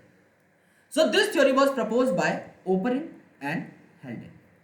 ओपरिन साहब जो थे ये रशिया के थे, हेल्डेन साहब आपके इंग्लैंड के थे। सबसे अच्छी बात यह है हेल्डेन साहब को जो है इंडिया की सिटीजनशिप भी मिल चुकी थी, राइट? इन्होंने बोला था हम तो इंडिया में आकर रहेंगे। केमिकल इवोल्यूशन क्या बताता है? It states that the first form of life was originated from pre existing non living inorganic and organic molecules such as methane, ammonia, water, sugar, protein, nucleic acid et cetera. That is abiogenesis first, biogenesis ever since. ये line इन्होंने दी। इन्होंने क्या कहा? इनकी बात में एकदम पूरा पूरा लॉजिक है, इनकी बात में 100% लॉजिक है। हम क्या बोलते हैं कि भैया आप कैसे बने? भाई हम अपने पेरेंट से बने। आपके पेरेंट कैसे बने? उनके पेरेंट से बने, दादा नाना से बने, उनके पेरेंट से वो बने, उनके पेरेंट से वो बने। तो भाई पहला कैसे बना होगा? पहले का तो कोई पेरेंट नहीं होगा, जो सबसे पहले ऑर्गेनिज्म बना उसका तो कोई पेरेंट नहीं होगा ना। तो पहला जो ऑर्गेनिज्म बना, पहली जो लाइफ आई, पहला जो सेल बना, वो केमिकल से बना है। वो नॉन लिविंग केमिकल्स की सही इंटरेक्शन की वजह से बना। और एक बार सेल बन गया तो वो फिर रिप्रोड्यूस करने लग गया, उसके अंदर पावर आ गई अपने आप को परपेचुएट कराने की, वो फिर अलग अलग सेल्स बनाना स्टार्ट करने लग पड़ा। फॉर एग्जाम्पल समझ लो आपका कोई केमिकल है जैसे कि CH4। CH4 से समझ लो आपका कार्बन आ गया। आपका कोई और केमिकल है इनऑर्गेनिक केमिकल CO2, CO2 से भी आपका कार्बन आ गया, आपका ऑक्सीजन भी आ गया, ठीक है? इसके अलावा आपका वाटर है H2, H2O से समझ लो आपका हाइड्रोजन आ गया। अगर यहां से कार्बन आ जाए, ऑक्सीजन आ जाए, हाइड्रोजन आ जाए, तो क्या आप एक कार्बोहाइड्रेट बना सकते हो? क्या आप C6H12O6 बना सकते हो? मेरे भाई C आ गया, O आ गया, H आ गया, क्या आप ये ग्लूकोज बना सकते हो? बिल्कुल बना सकते हो। क्या आप इस ग्लूकोज से आगे चल के सेल्यूलोज बना सकते हो? भाई ग्लूकोज ही तो आगे चल के सेल्यूलोज बनाता है ना, बिल्कुल बना सकते हो। तो कार्बोहाइड्रेट से क्या बना होगा? सेल्यूलोज, और सेल्यूलोज क्या बना लेगा? एक सेल की सेल वॉल बना लेगा, ठीक है? सिमिलरली क्या हुआ? आपका यहां पर कार्बन आ गया, हाइड्रोजन आ गया, यहां पर आपने अमोनिया और ले लिया, NH3 ले लिया। अब इस NH3 से क्या बना, इस NH3 से अगर आप देखो तो नाइट्रोजन और आ गया और आपका एक अमीनो एसिड बन गया। अमीनो एसिड मतलब एक आपका यहाँ पर अमीनो ग्रुप है, एक एसिडिक ग्रुप है, तो C आ गया मेरे पास, H आ गया, दूसरा समझ लो ग्लाइसिन बना, H आ गया एंड NH3 आ गया। तो भाई नाइट्रोजन भी है मेरे पास, हाइड्रोजन भी है, कार्बन भी है, कार्बन भी है, क्या बन सकता है, अमीनो एसिड बन सकता है। अमीनो एसिड आगे चल के क्या बना सकता है, प्रोटीन बना सकता है। प्रोटीन क्या बना लेगा, मेरी सेल मेम्ब्रेन बना लेगा एंड मेरे सेल के अंदर का स्ट्रक्चर भी बना लेगा। सिमिलरली अगर मैं कार्बन, हाइड्रोजन और ऑक्सीजन को जोड़ दूं तो क्या बन जाएगा, मेरा लिपिड बन जाएगा, बिल्कुल बन जाएगा। उस लिपिड से क्या बनेगी, मेम्ब्रेन बनेगी। सिमिलरली अगर मैं देखूं कि आपका carbon, hydrogen, oxygen, nitrogen availability से नाइट्रोजनस बेस बना, आगे चल के उसने आरएनए बना लिया, तो क्या जेनेटिक मटेरियल बन जाएगा, बिल्कुल बन जाएगा। तो जो आपका एक सेल है उसका प्रिमिटिव मॉडल तैयार हो सकता है। आपका पहला जो ऑर्गेनिज्म है उसकी प्रिमिटिव मॉडल की तैयारी की जा सकती है। ये अगर समझ लीजिए आपकी सेल वॉल या सेल मेम्ब्रेन है तो इसके अंदर प्रोटीन प्रेजेंट हो सकता है, आपका कार्बोहाइड्रेट प्रेजेंट हो सकता है, आपका लिपिड यहां पर प्रेजेंट हो सकता है। इसके अंदर आपका अगर जेनेटिक मटेरियल है लेट्स से आरएनए, तो ये आपका आरएनए प्रेजेंट हो सकता है। यहाँ पे खाने पीने के लिए जुगाड़ प्रेजेंट है, यानी आपका कार्बोहाइड्रेट प्रेजेंट हो सकता है। एंड यहाँ पर जो मेन आपकी मैट्रिक्स है, ये मेन मैट्रिक्स कैसी होगी, ये मेन मैट्रिक्स आपकी प्रोटीन की बनी होगी। तो ये प्रोटीन की मैट्रिक्स आपको देखने को मिल सकती है। तो यानी अगर मैंने इनऑर्गेनिक केमिकल्स यहां पर कंसिडरेशन में ले लिए तो क्या मैं बोल सकता हूं कि इनऑर्गेनिक केमिकल्स जो है इनसे ऑर्गेनिक केमिकल बन जाएंगे, बिल्कुल बन जाएंगे। मैंने आपको बनाकर दिखाए हैं। इनऑर्गेनिक क्या है, आपका कार्बन है, हाइड्रोजन है, ऑक्सीजन है, नाइट्रोजन है, सल्फर है, फास्फोरस है एंड सो ऑन। इनसे क्या बन जाएंगे, ऑर्गेनिक बन जाएंगे। ऑर्गेनिक क्या बने, आपके अमीनो एसिड बन गए, न्यूक्लिक एसिड बन गए, राइट, आपके लिपिड बन गए, आपके कार्बोहाइड्रेट बन गए, आपके प्रोटीन बन गए, ये सारी चीजें बन गई। और इनसे आपका क्या होगा, इनसे आपका एक पर्टिकुलर सेल बन जाएगा। केमिकल इवोल्यूशन एकदम करेक्ट है कि दुनिया में जो पहले आपकी सेल की निर्माण हुआ होगा, पहला जो सेल की फॉर्मेशन हुई होगी वो आपका via inorganic and organic chemical हुआ होगा। एंड उसके बाद आपका ये आपका रिप्रोड्यूस कर पाएगा, परपेचुएट कर पाएगा, ये फिर आपका रिप्रोड्यूस करेगा and ultimately it will form more and more cell. ये फिर आपका बनाएगा मोर एंड मोर सेल। एकदम सही है बात, बिल्कुल सही। तो केमिकल इवोल्यूशन में ओपरिन और हेल्डेन साहब ने क्या कहा कि पहला सेल जो बना वो इनऑर्गेनिक और ऑर्गेनिक केमिकल से बना। एक बार सेल बन जाए फिर उसके बाद ये डिवाइड कर सकता है, रिप्रोड्यूस कर सकता है और खुद जैसे और सेल्स को बना सकता है। This was chemical evolution. एकदम सही कंसेप्ट यहां पर लगाया गया। अब देखो यार, यहां पर जो अगला एक्सपेरिमेंट है, इसी केमिकल एक्सपेरिमेंट को, इसी केमिकल इवोल्यूशन को प्रूव करने के लिए वो यूरी और मिलर एक्सपेरिमेंट कहलाता है। यहां पर हैरोल्ड यूरी नाम के एक साइंटिस्ट थे और स्टैनली मिलर नाम के एक साइंटिस्ट थे जिन्होंने 1953 में एक एक्सपेरिमेंट कंडक्ट किया to prove the chemical evolution. यानी केमिकल इवोल्यूशन का कंसेप्ट किसने दिया, ओपरिन और हेल्डेन साहब ने, जबकि उसे प्रूव किसने किया, यूरी और मिलर साहब ने। They created similar conditions of primitive earth. पुराने अर्थ पे फ्री ऑक्सीजन नहीं प्रेजेंट था। अगर फ्री ऑक्सीजन नहीं प्रेजेंट था तो रिड्यूसिंग एटमॉस्फेयर प्रेजेंट था on primitive earth. Reducing atmosphere था। रिड्यूसिंग एटमॉस्फेयर, रिड्यूसिंग क्यों था, क्योंकि ऑक्सीडाइजेशन के लिए ऑक्सीजन नहीं था। No oxygen present. ऑक्सीजन था लेकिन वाटर की फॉर्म में H2O, तो ऑक्सीजन है बट फ्री नहीं, अकेला ऑक्सीजन नहीं। तो no oxygen present in free form, free form में नहीं था। जैसे CO2 आप देखोगे तो कार्बन के साथ बाउंड है ना ऑक्सीजन, फ्री नहीं है। तो कोई ऑक्सीजन प्रेजेंट नहीं था। उस टाइम पर कौन सी गैसेस थी, आपकी वैम गैसेस ज्यादातर प्रेजेंट थी। इसके अलावा भी गैसेस थी, मेन आपकी 4 थी। वैम मतलब W for water molecule, water vapour, H का मतलब आपका हाइड्रोजन, A का मतलब आपका अमोनिया यानी NH3 एंड M का मतलब आपका मीथेन। ये 4 गैसेस थी। इसके अलावा CO2 वगैरह आपके और प्रेजेंट थे। ठीक है, तो ये 4 गैसेस आपकी मेन प्रेजेंट थी। फिर रिड्यूसिंग एटमॉस्फेयर हो गया क्योंकि सबके अंदर हाइड्रोजन है, इसके अंदर हाइड्रोजन है, इसके अंदर हाइड्रोजन है, इसके अंदर हाइड्रोजन है, इसके अंदर हाइड्रोजन है। तो रिड्यूसिंग एटमॉस्फेयर क्यों हुआ, फ्री ऑक्सीजन कम है लेकिन फ्री हाइड्रोजन बहुत ही सारी। दैट हाई टेम्परेचर यहां पर मौजूद था। टेम्परेचर उस टाइम पर कूल होने के बावजूद भी आपका 800 डिग्री सेल्सियस से भी ज्यादा मौजूद था। वोल्केनिक स्टॉर्म्स चलते थे, यानी कि आपके ज्वालामुखी फटते रहते थे।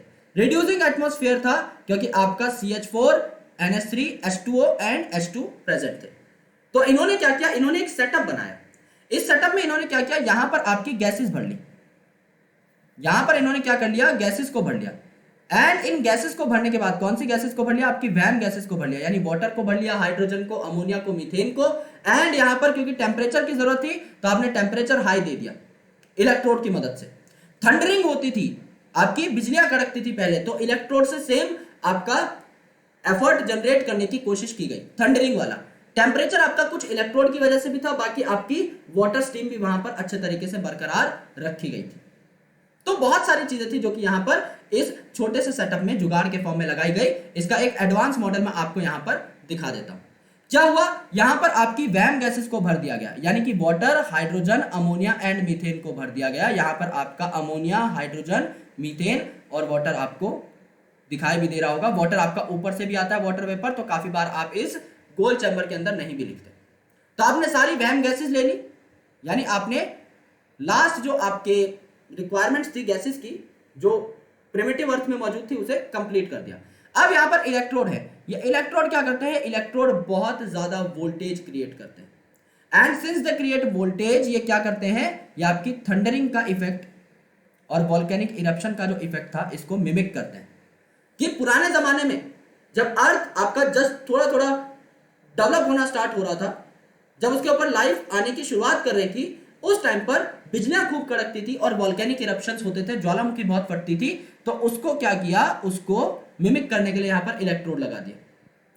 वाटर वेपर का टेम्परेचर बहुत हाई रखा, तो क्या किया, इस चैम्बर में वाटर जो है ये आपका वेपराइज होकर जा रहा है। एंड यहां पर प्रेजेंट है एक ये चैम्बर जिसको आपने बोल दिया कंडेंसर। इसका काम क्या है ये मैं आपको अगली स्लाइड के अंदर बताऊंगा। एक और डायग्राम के अंदर देख लेते हैं कि यहां पर इसके रिजल्ट क्या है। यहां पर क्या हुआ, they made an electric discharge in the closed flask containing CH4, NH3, H2 and water vapor at 800 degree Celsius. यानी तापमान आपने पुराने अर्थ के कंडीशन के समान रख लिया 800 डिग्री सेल्सियस। थंडरिंग के लिए आपने इलेक्ट्रिक डिस्चार्ज दे दिया, मीथेन, अमोनिया, सारी की सारी वैम गैसेस आपने भर ली। तो क्या बना, आपने देखा कि क्या क्या बना एज ए रिजल्ट, कुछ अमीनो एसिड्स बने, यानी वो अमीनो एसिड बने जो कि मोनोमर है प्रोटीन के, यानी ये अमीनो एसिड आगे पॉलीमराइज करके प्रोटीन भी बन सकते हैं। यानी हाँ, इनऑर्गेनिक से ऑर्गेनिक बायोमोलिक्यूल बनते हैं, इस बात की पुष्टि हो गई, इस बात की पुष्टि हो गई। इन सिमिलर एक्सपेरिमेंट काफी सारे साइंटिस्ट ने, और इन्होंने भी बल्कि अलग अलग सेटअप के ऊपर ये एक्सपेरिमेंट किया, तो काफी केस में इन्हें देखने को मिला कि अमीनो एसिड बने, कुछ के अंदर शुगर्स बने, कुछ के अंदर नाइट्रोजनस बेसिस बने, कुछ के अंदर पिगमेंट बने, कुछ के अंदर फैट बने। क्या मतलब, आपका सेल क्या है, आपका सेल और कुछ नहीं, बायोमोलिक्यूल्स की इंटरेक्शन से बना हुआ एक प्रोडक्ट है। और वो बायोमोलिक्यूल्स कहां बन रहे हैं, इस एक्सपेरिमेंट के अंदर बन रहे हैं। अगर आप इनऑर्गेनिक केमिकल्स को, वाटर को, हाइड्रोजन को, मीथेन को, अमोनिया को एक प्रॉपर कॉम्बिनेशन में मिक्स करते हैं और आप अगर इन पे हीट लगाते हैं, इलेक्ट्रोड का वोल्टेज डिस्चार्ज कराते हैं, तो अल्टीमेटली क्या होगा, ये आपके अलग अलग कॉम्बिनेशंस में साथ जुड़ेंगे और ये अलग अलग बायोमोलिक्यूल्स बनाएंगे। यहां पर नाइट्रोजनस बेसिस बन सकते हैं जो आगे चल के डीएनए आरएनए बना सकते हैं, यहां पर पिगमेंट और फैट बन सकते हैं यानी लिपिड्स बन सकते हैं जो आगे चल के मेम्ब्रेन बना सकते हैं एक सेल की, यहां पर शुगर बन सकती है जो कि आगे चल के मेम्ब्रेन बना सकती है, एनर्जी देने का काम कर सकती है एक सेल को, अमीनो एसिड बन सकते हैं जो आगे चल के प्रोटीन बनाएंगे जो कि आपका एक्टिवली काम कर सकते हैं एक सेल के अंदर, ट्रांसलेशन से बने हुए प्रोटीन किसी भी कैरेक्टर को एक्सप्रेस करते हैं, एज वेल एज ये आपके मेम्ब्रेन को भी बनाते हैं। आपके सेल का ज्यादातर जो कंटेंट है, आपका बेसिक जो ग्राउंड सब्सटेंस है, उसको भी ये प्रोटीन तैयार कर सकते हैं। तो अल्टीमेटली आपकी काफी सारी नई नई अच्छी अच्छी चीजें बन सकती हैं by the combination of variety of inorganic chemicals. तो इसीलिए जो हमने केमिकल इवोल्यूशन कंसेप्ट के अंदर पढ़ा था कि इनऑर्गेनिक केमिकल से ऑर्गेनिक केमिकल्स बन रहे हैं, वो बात एकदम 100% सही निकली। फिर देखो यहां पर ये कंसेप्ट है एनसीईआरटी का, ये डायग्राम एकदम सेम है, इसको समझने में हमें काफी ज्यादा आसानी होगी एंड ये इंपॉर्टेंट भी है। ये चैम्बर है, इस चैम्बर के अंदर मैंने क्या भर ली, वैम गैसेस भर ली, यानी कि इसके अंदर मैंने W यानी water vapour, H that is hydrogen, A that is ammonia and M that is methane, वैम गैसेस मैंने इसके अंदर भर ली। ठीक है, अब मैंने यहां पर इलेक्ट्रोड से इलेक्ट्रिक स्पार्क जनरेट कर दिया, जिससे कि थंडरिंग वाली फीलिंग और वोल्केनिक इरप्शन वाली फीलिंग आ जाएगी। हाई टेम्परेचर के लिए मैंने यहां पर बॉइलिंग वाटर दे दिया। अभी जो बॉइलिंग वाटर है ये यहां से आएगा और यहां पर पहुंचेगा। ये बॉइलिंग वाटर ऊपर से आकर के इन चीजों के साथ इंटरेक्ट करना स्टार्ट कर देता है। जब बॉइलिंग वाटर आ जाएगा यहाँ पर और ये गैसेस भी आपस में इंटरेक्ट करेंगी तो नीचे कंडेंसर लगा रहेगा। कंडेंसर का मतलब क्या होता है? कंडेंसर का मतलब चीजों को कंडेंस करने वाला, चीजों को कंडेंस कर देगा अगर, तो ये गैस अगर कोई है तो उसे लिक्विड में कन्वर्ट कर देगा। आपको तो चीजों का एनालिसिस करना है ना, बाद में आपको देखना है कि बना क्या। अगर वो गैस की फॉर्म में प्रेजेंट है कोई भी चीज तो ऊपर ही उड़ती रहेगी। आपने यहाँ पर कंडेंसर लगा दिया है, यानी आपने यहाँ पर क्या कर दिया है? टेम्परेचर कम कर दिया है। तो यहां से जो भी गैसेस बनाएंगी एज अ प्रोडक्ट, क्योंकि टेम्परेचर बहुत हाई है, 800 डिग्री सेल्सियस है, यहाँ पे गैसेस के फॉर्म में ही रहेंगे प्रोडक्ट। जब वो नीचे जाएंगे तो यहाँ पर टेम्परेचर कम हो जाएगा, एंड जब टेम्परेचर कम होगा तो चीजें कंडेंस हो जाएंगी। कंडेंस हो जाएंगी तो मेरे दोस्त यहां पर आ जाएंगी, जमा हो जाएंगी। ठीक है, तो यहां पर वाटर तो है ही, लिक्विड वाटर, और इसके अंदर वो ऑर्गेनिक कंपाउंड हैं जो कि बने हैं वाया दीज केमिकल रिएक्शंस। तो आपने सबसे पहले क्या लिया? गैसेस ली, वैम गैसेस ली, इसके अंदर आपने स्पार्क जनरेट कराया, अच्छा खासा आपने टेम्परेचर दिया 800 डिग्री सेल्सियस का। वाटर वेपर्स आपके ऊपर से नीचे की साइड आते हुए दिखाई दे रहे हैं, राइट? वाटर वेपर आपके ऊपर से नीचे की साइड आते दिखाई दे रहे हैं। यहां पर आपका रिएक्शन हुआ, तो इस रिएक्शन से क्या हुआ होगा? इस रिएक्शन से कोई ना कोई प्रोडक्ट बना होगा। ये प्रोडक्ट कहां चला जाएगा? ग्रेविटेशन के प्रभाव में नीचे चला जाएगा। यहां पर इन्होंने क्या किया? गर्म वाटर को आउट किया, ठंडे वाटर को इन किया, तो एक कंडेंसर है, कंडेंसर क्या कर देगा? आपके गैस को लिक्विड में कन्वर्ट कर देगा। तो ये चीज आपका प्रोडक्ट जो है लिक्विड में कन्वर्ट हो गया, ये लिक्विड आपका नीचे बैठ जाएगा ग्रेविटेशन के प्रभाव से। तो यहां पर क्योंकि जो वाटर आपने अंदर डाला है ठंडा, उसके अंदर मिक्स हो जाएंगे आपके ऑर्गेनिक कंपाउंड्स। ओके, तो यहां पर आपका वाटर भी है और ऑर्गेनिक कंपाउंड्स भी हैं। इनको आप लोग एनालाइज कर सकते हो कि ये ऑर्गेनिक कंपाउंड क्या है, क्या ये अमीनो एसिड है, क्या ये लिपिड है, क्या ये आपके न्यूक्लिक एसिड है, या क्या है। जो भी चीजें बनी वो आपको यहां पर पता लग जाएगी। ठीक है, तो ये पूरा का पूरा सेटअप किसने एस्टैब्लिश किया था? स्टैनली साहब ने एंड यूरी साहब ने। ठीक है, तो यहां पर क्या हुआ? आपका एक रिएक्शन बॉक्स है, रिएक्शन चैम्बर है, उसमें आपका एक साइड से पानी आ रहा है, रिएक्शन फिर हुआ अच्छे खासे टेम्परेचर और इलेक्ट्रोड के एनर्जी के प्रभाव में, एंड अल्टीमेटली नीचे आपने कंडेंसर की मदद से जो भी प्रोडक्ट बने उनको कंडेंस कर लिया और उनको एनालाइज कर लिया, और आपको पता लगा कि हाँ भाई अलग अलग चीजें बन सकती है। फिर आपने क्या किया? इनका कंपैरिजन किया। किन चीजों से? मीटेरॉइड से, कि आपके जो एस्टेरॉइड्स हैं और मीटेरॉइड्स हैं, यानी कि जो उल्का पिंड हैं जो किसी और जगह से आए हैं हमारे पास, यानी स्पेस से आए हैं, उनकी जब जांच पड़ताल की गई तो उनमें भी सेम केमिकल्स मिले, same chemicals found as that in Urey Stanley experiment.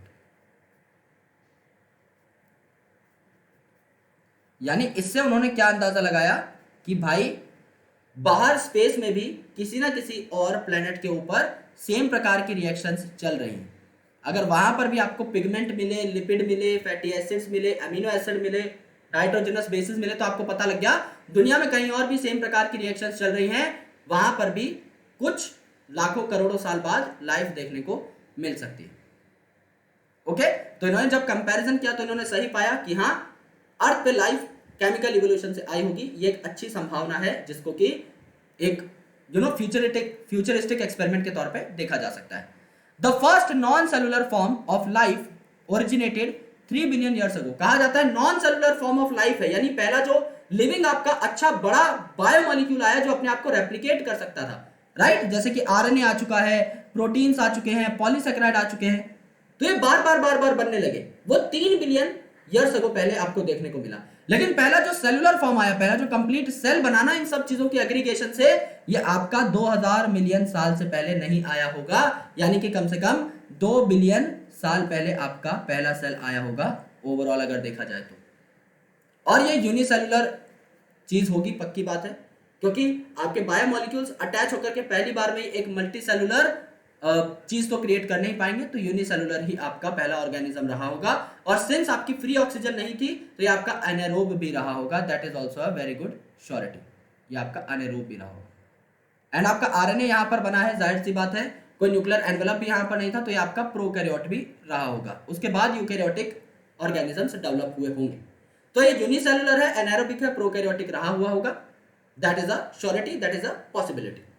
तो पहली नॉन सेलुलर लाइफ फॉर्म जो आई, बड़े बड़े बिग मैक्रो मॉलिक्यूल, जो जाइंट मॉलिक्यूल्स आए, पॉलीसैकेराइड, पॉली अमीनो एसिड यानी कि जिसको प्रोटीन भी कहते हैं आप लोग, न्यूक्लिक एसिड, ये सारी चीजें आपकी non cellular form of life है जो 3 बिलियन ईयर्स अगो पहले देखने को मिली। पहला सेल आपका 2 बिलियन ईयर्स अगो से पहले नहीं देखने को मिला होगा, दैट इज कंफर्म्ड। तो 20 बिलियन ईयर्स अगो पहले universe was form, 4.5 billion years ago पहले आपकी अर्थ की फॉर्मेशन हुई थी। उसके 500 मिलियन साल बाद यानी कि अराउंड 4 बिलियन ईयर्स अगो पहले लाइफ की शुरुआत हो चुकी थी, यानी लाइफ के जो प्रोसेसेस थे ये चालू हो चुके थे। लेकिन पहली जो non cellular form of life I, इसको बनने में क्या लगा, 4 बिलियन ईयर्स अगो पहले लाइफ की शुरुआत होना स्टार्ट हो चुकी थी, और 3 बिलियन ईयर्स अगो पहले आपके जाइंट मैक्रोमोलिक्यूल बने।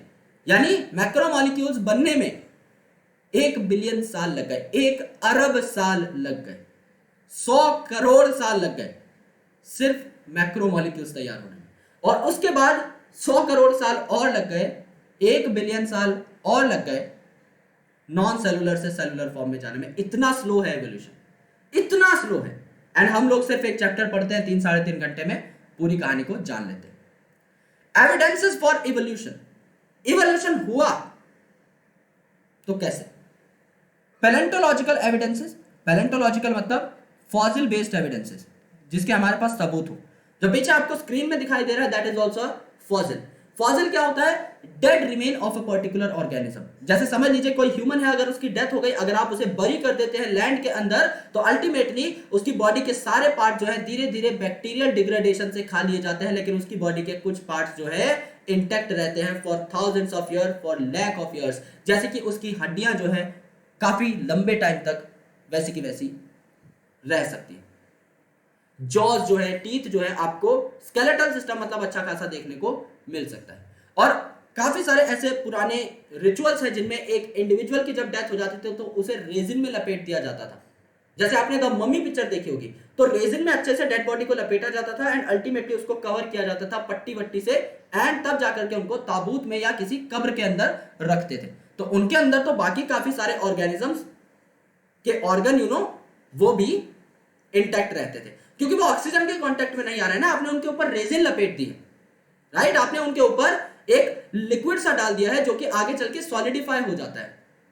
तो अल्टीमेटली ऑक्सीजन से कांटेक्ट टूट गया तो बैक्टीरियल डिग्रेडेशन का कोई सवाल पैदा नहीं होता। काफी सालों बाद तक भी अलग अलग इंडिविजुअल्स के, अलग अलग ऑर्गेनिजम्स के बॉडी को अगर आप नोटिस करो तो उनके ऑर्गन्स भी इंटैक्ट मिल सकते हैं, जिसके ऊपर आप रिसर्च कर सकते हो। Morphological and anatomical evidence. Morphology मतलब एक्सटर्नल अपीयरेंस, एनाटॉमिकल मतलब, एनाटॉमी मतलब इंटरनल स्ट्रक्चर्स। तो अलग अलग ऑर्गेनिज्म की आउटर ऑर्गेनाइजेशन और इनर ऑर्गेनाइजेशन में कितनी सिमिलैरिटीज, कितने डिफरेंसेस है, ये हमें नोट करना है। बायोकेमिकल एविडेंसेस, किसी इंडिविजुअल के अंदर पाए जाने वाले केमिकल्स किसी और इंडिविजुअल के अंदर पाए जाने वाले केमिकल से कितने समान या कितने डिफरेंट है, ये हमें देखना है। Evidences for evolution by natural selection.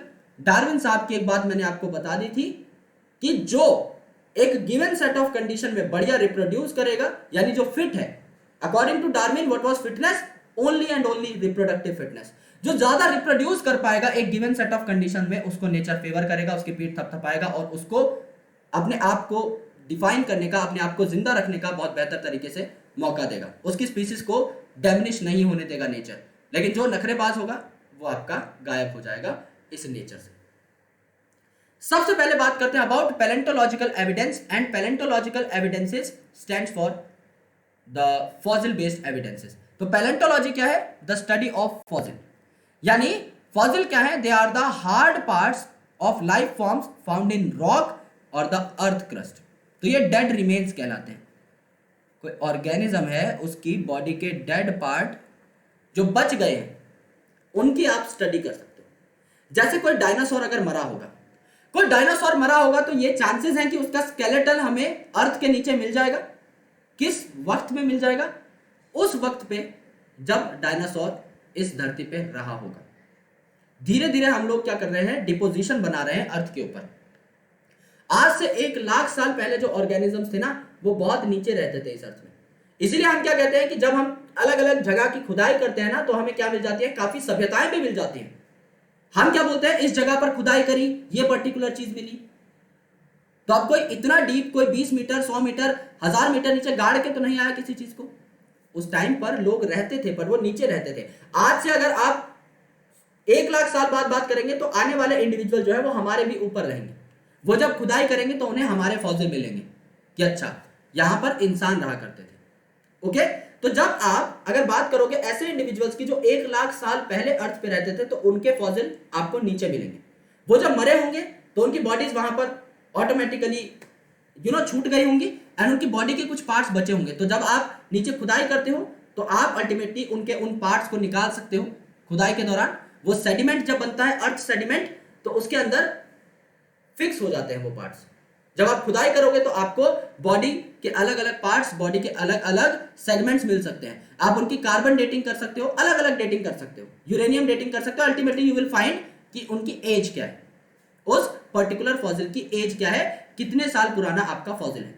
फिर आपका और नया दौर आया तो वो लोग और ऊपर रहने लगे, तो अर्थ के उस सेडिमेंट पर उन ऑर्गेनिजम्स की लाशें मिलेंगी जो उस पर्टिकुलर टाइम पर अर्थ पे रहे होंगे। देन और ऊपर और ऊपर, और अभी रिसेंटली हम लोग सबसे ऊपर रहते हैं, राइट। हम लोग धरती पे चलते हैं, हमारे ऊपर क्या है, एटमॉस्फेयर है, लेकिन हमारे नीचे क्या है, वो सारे इंडिविजुअल्स हैं जो आज से पहले अर्थ के ऊपर रहे होंगे। तो fossil are written documents of evolution. Fossil को क्या कहा जाता है, रिटन डॉक्यूमेंट्स ऑफ इवोल्यूशन। जब आपके ऊपर कोई भी केस कर देता है कि भाई ये मेरी जमीन है, आपकी जमीन हड़पने के लिए, तो आप बोलते हो भाई मेरे पास जमीन के कागज है, it is legal. Similarly fossil क्या है, एक प्रमाण है, एक ऐसा प्रूफ है जिसको आप झुटला नहीं सकते। तो फॉसिल क्या है, फॉसिल एक डॉक्यूमेंट की तरह है इवोल्यूशन के लिए, जिसको आप बकायदा टेस्ट कर सकते हो, आप बकायदा डेटिंग कर सकते हो फॉसिल की, एंड आप बता सकते हो कि कोई फॉसिल कितना पुराना है। तो पैलेंटोलॉजिकल एविडेंसेस सबसे ज्यादा सिग्निफिकेंट माने जाते हैं। आप अगर यहां पर देखो कि आप फाइलोजेनी भी पता लगा सकते हो, जैसे कि इवोल्यूशनरी हिस्ट्री और रेस हिस्ट्री आप लोग यहां पर पता लगा सकते हो, जैसे कि हॉर्स इवोल्यूशन, कि एक पर्टिकुलर हॉर्स अपने से पहले पाए जाने वाले हॉर्सेस से कितना अलग रहा होगा। अब नीचे आप देखो, सबसे पुराना जो हॉर्स था ये क्या है, आपका इयोहिप्पस है। इयोहिप्पस आपका 60 मिलियन साल पहले अर्थ पे मिलता था। 60 मिलियन साल पहले मतलब बहुत पहले, तो अल्टीमेटली सबसे नीचे पाया जाएगा 60 मिलियन साल पहले। तो 60 मिलियन साल पहले इयोहिप्पस यहां पर पाए गए, उनकी डेथ हो गई तो उनकी बॉडी यहां पर मिल जाएगी। ये सारे यहां पर डेड होने के बाद प्रेजेंट रहे तो इयोहिप्पस आपको मिल जाएंगे इस अर्थ सेडिमेंट में। फिर इनके बाद काफी सारे और ऑर्गेनिज्म आए, काफी सारे और ऑर्गेनिज्म आए, आपके समझ लो 50 मिलियन साल पहले, तो काफी रीसेंट टाइम है ये। उसके बाद इससे भी नया टाइम जो है वो है आपका 40 मिलियन साल पहले। आप धीरे धीरे जीरो की तरफ बढ़ रहे हो ना, 40 मिलियन साल पहले। अब यहां पर देखो 40 मिलियन साल पहले आपको क्या मिला, मीजोहिप्पस। तो यहां पर आपको किसकी बॉडी मिलेगी, यहां पर आपको मीजोहिप्पस की बॉडी मिलेगी। फिर इसके ऊपर जो और टाइम है वो है आपका 30 मिलियन ईयर्स अगो। तो 30 मिलियन ईयर्स अगो यहां पर आपको जो फॉसिल मिलेगा वो किसका मिलेगा, वो आपको मिलेगा मैरीचिप्पस का। ये आपको मिलेगा मैरीचिप्पस का। सिमिलरली इससे ऊपर आपका और आया 20 मिलियन ईयर्स अगो। फिर 20 मिलियन ईयर्स अगो में हॉर्स का कोई बहुत खासा तगड़ा आपको एविडेंस नहीं मिला। 10 मिलियन ईयर्स अगो अगर पहले आप देखेंगे, राइट, तो 20 मिलियन ईयर्स अगो यहां पर मेंशन कर देते हैं। 10 मिलियन ईयर्स अगो अगर आप देखेंगे तो आपको मिलेगा प्लियोहिप्पस, आपको मिलेगा प्लियोहिप्पस। और यहां पर अगर आप देखेंगे मॉडर्न हॉर्स, तो 1 मिलियन साल पहले से लेके अभी तक आपको इसके बीच में क्या मिलेगा, आपको मॉडर्न हॉर्स मिलेगा।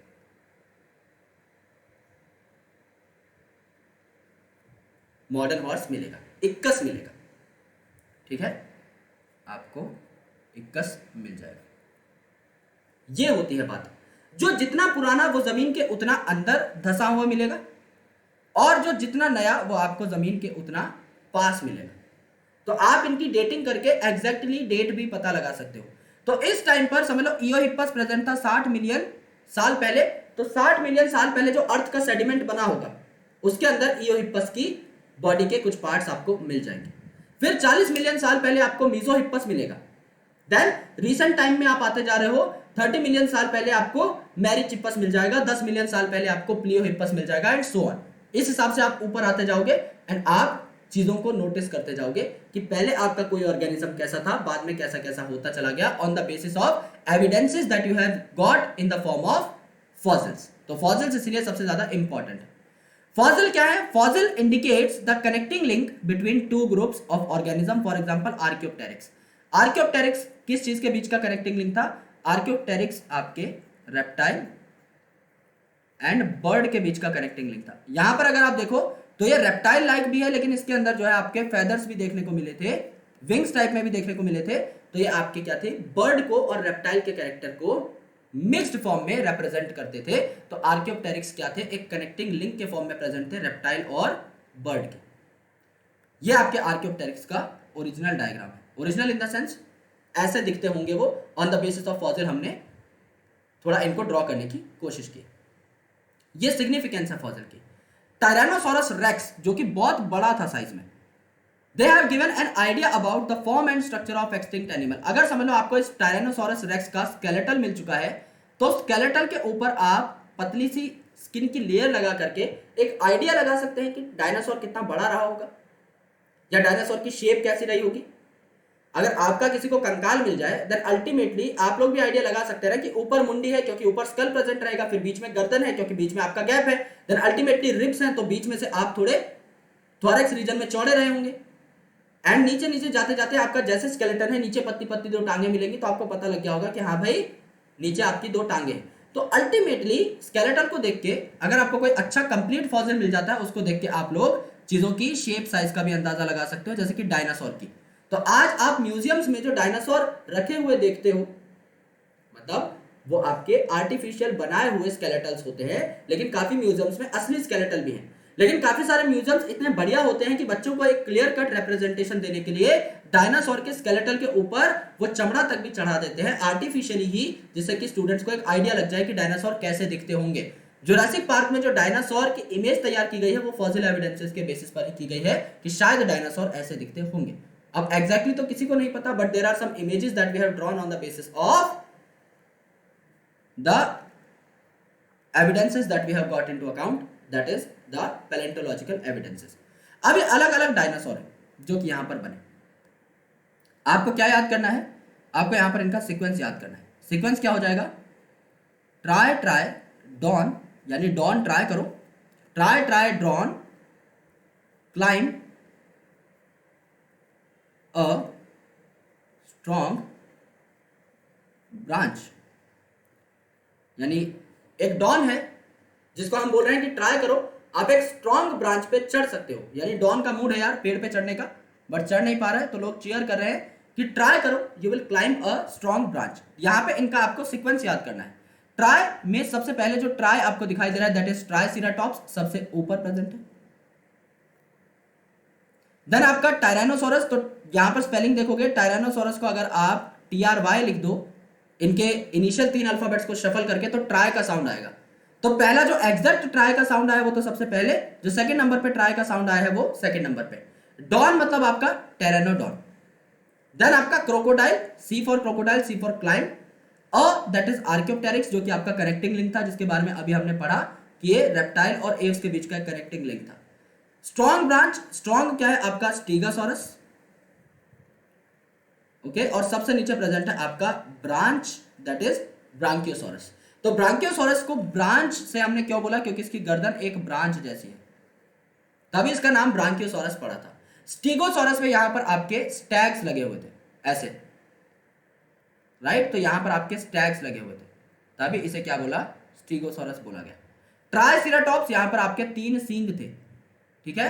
तो ट्राइसेराटॉप में ट्राई वर्ड वहां से आया, ओके। टायरानोसोरस, टायरानोसोरस रेक्स, जिसका हमने लास्ट में देखा था, ये वाला देखो, टायरानोसोरस रेक्स, जिसका हमने स्ट्रक्चर एस्टेब्लिश किया था on the basis of its skeleton. तो ये आपका बायपेडल लोकोमोशन भी शो कर सकता था, ऐसा माना जाता है। तो ये आपका 2 पैरों पे चलता था, बायपेडल भी माना जाता था। किताबों में मेंशन नहीं है, बट स्टिल हम लोग देख सकते हैं। क्रोकोडाइल आपका इनका रिलेटेड ऑर्गेनिज्म है जो आज भी मिलता है।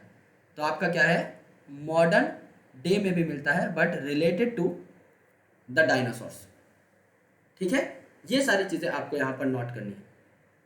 ट्राई ट्राई डॉन, प्रोनाउंसिएशन काफी बार बहुत ज्यादा बोलते बोलते ना खत्म हो जाती है, एकदम भाई खल्लास हो जाती है। Try try don climb a strong branch, as simple as that. Try try का मतलब ट्राइसेराटॉप्स, क्योंकि ट्राई का एग्जैक्ट साउंड है।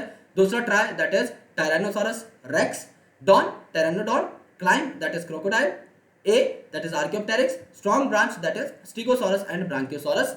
सीधा सीधा हम इस डायग्राम को याद कर सकते हैं फ्रॉम एनसीईआरटी, और अच्छे तरीके से इसके क्वेश्चंस को भी हम लोग सॉल्व कर पाएंगे। कोई भी अगर कहीं पे भी क्वेश्चन मार्क लगा दे, हम लोग डिफाइन कर देंगे कि क्या हुआ है।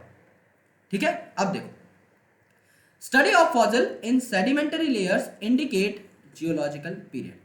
अगर आप फॉसिल को एक पर्टिकुलर सेडिमेंटरी लेयर में पढ़ते हैं तो वो उसका जियोलॉजिकल पीरियड को बताता है, यानी वो ये बताता है कि किस टाइम जोन में, किस टाइम के दौरान एक पर्टिकुलर इंडिविजुअल अर्थ में रहा होगा।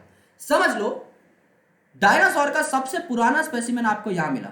आज तक दुनिया का सबसे पुराना स्पेसिमेन डायनासोर का आपको यहां मिला सबसे नीचे, और सबसे रीसेंट मिला आपको यहां पर पे। ठीक है, सबसे ओल्ड आपको स्पेसिमेन एक पर्टिकुलर ऑर्गेनिज्म एक्स का यहां पर मिला, और सबसे रीसेंट आपको एक स्पेसिमेन एक्स का यहां पर मिला। तो क्या आप कह सकते हो कि यहां पर इस दौरान से इस दौरान आपका एक्स नाम का इंडिविजुअल अर्थ पे सरवाइव किया होगा? भाई कह ही सकते हो ना।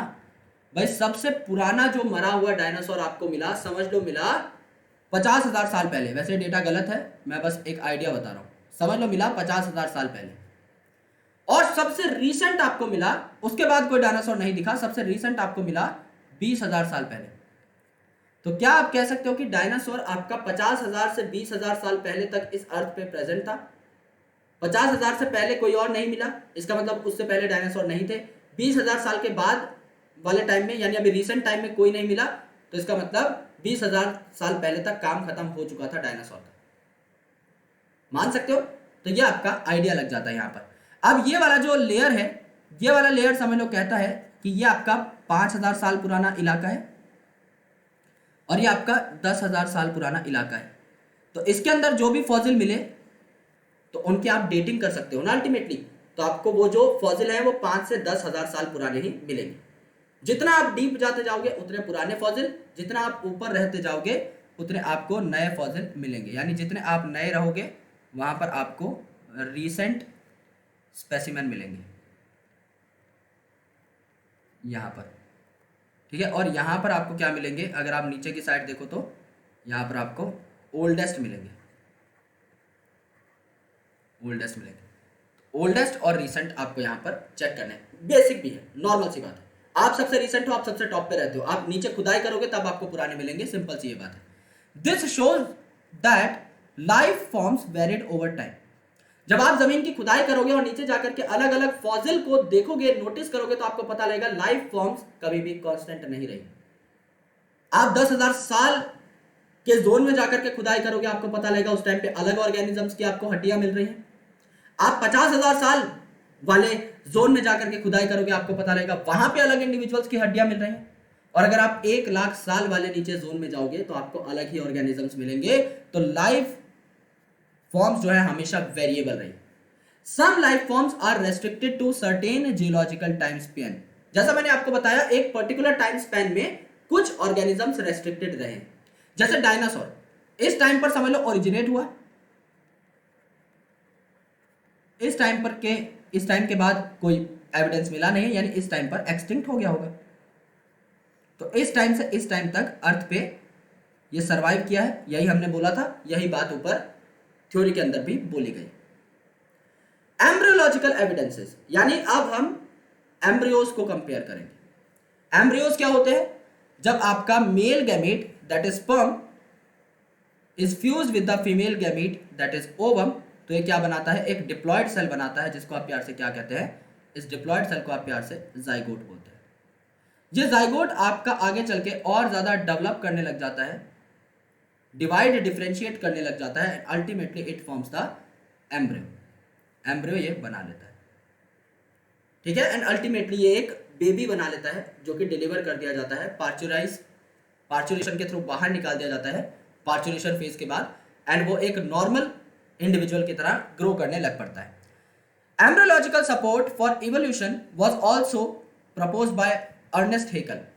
हेकल साहब ने यहां पर क्या किया, एम्ब्रियोलॉजिकल सपोर्ट को एज एन एविडेंस माना, based upon his observation of certain features during embryonic stage common to all vertebrate. जितने भी वर्टिब्रेट थे ना, जैसे कि आपकी पाइसिस है यानी कि मछलियां, आपका एम्फीबियन है, आपके रेप्टाइल है, आपके एव्स है, आपके मैमल्स है, यानी परम के अंदर जब आपने कंपेयर किया, यानी Pisces, amphibians, reptiles, Aves, mammal, जब इनके सब के एम्ब्रियोज को आपने कंपेयर किया तो आपको क्या पता लगा कि that there are certain features during embryonic stage जो एब्सेंट होते हैं अडल्ट के अंदर.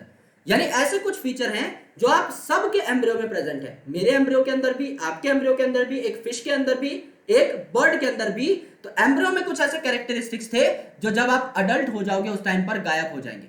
For example, embryos of all vertebrates, including humans, develop a row of vestigial gill slits just behind the head. Head के पीछे क्या प्रेजेंट थी? Vestigial gill slits present.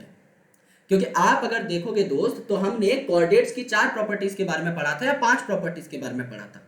Notochord होगा, डोर्सल हॉलो नर्व कॉर्ड की presence होगी, pharyngeal gill slits होंगी जो यहां पर एग्जांपल में ले रखी है, पोस्ट एनल टेल होगी, एंड अल्टीमेटली आपका हार्ट जो है वो वेंट्रल साइड में होगा. यहां पर क्या बोल रखा है, जो आपकी फेरेंजियल गिल स्लिट्स हैं ये आपकी पाई जाती हैं हर एम्ब्रियो के अंदर, लेकिन आप अगर देखेंगे तो ये फंक्शनल होती हैं किसके अंदर? सिर्फ फिश के अंदर, क्योंकि सिर्फ फिश ही पानी में रहती है. आपके अंदर तो गिल स्लिट्स का कोई काम नहीं है, आपके अंदर तो लंग्स प्रेजेंट है. And not found in any other adult vertebrate. तो यहां पर क्या बोला गया, यहां पर अर्नेस्ट हेकल साहब द्वारा ये बोला गया कि एम्ब्रियोज जो है ये आपके कॉमन प्रॉपर्टीज शो करते हैं, जबकि जब अडल्ट आपके बन जाते हैं तो अडल्ट जो है ये आपके कई कैरेक्टर्स को रिटेन नहीं करते. Okay. However, this proposal was disapproved on careful study performed by Carl Ernst von Baer. यानी आपके यहां पर जो हेकल साहब की थ्योरी थी एम्ब्रियोलॉजिकल एविडेंसेस को कंसिडरेशन में लाने की, इनको डिस्कार्ड कर दिया गया by von Baer. He noted that embryos never pass through the adult stage of other animal.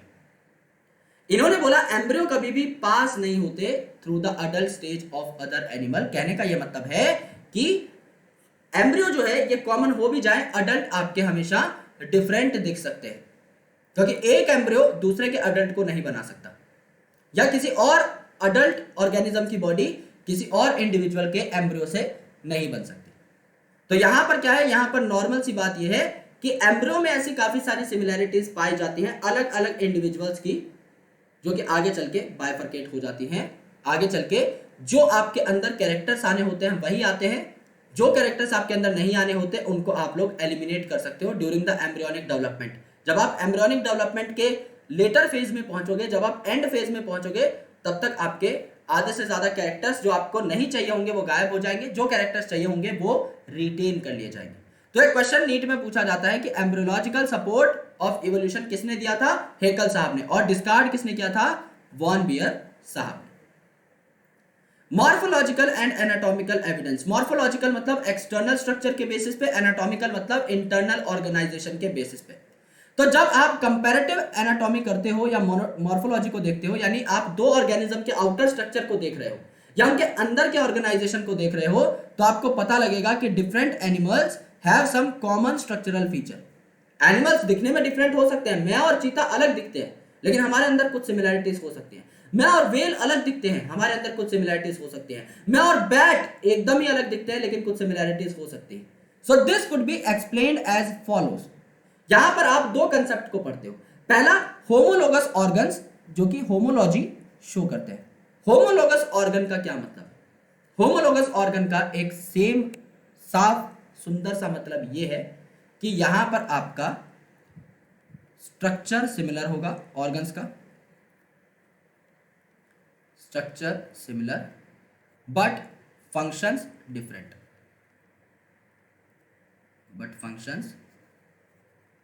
Different होंगे. यानी काफी स्ट्रक्चर ऐसे होंगे मेरे अंदर और किसी और एनिमल के अंदर जिसका स्ट्रक्चर सिमिलर होगा लेकिन फंक्शंस अलग होंगे.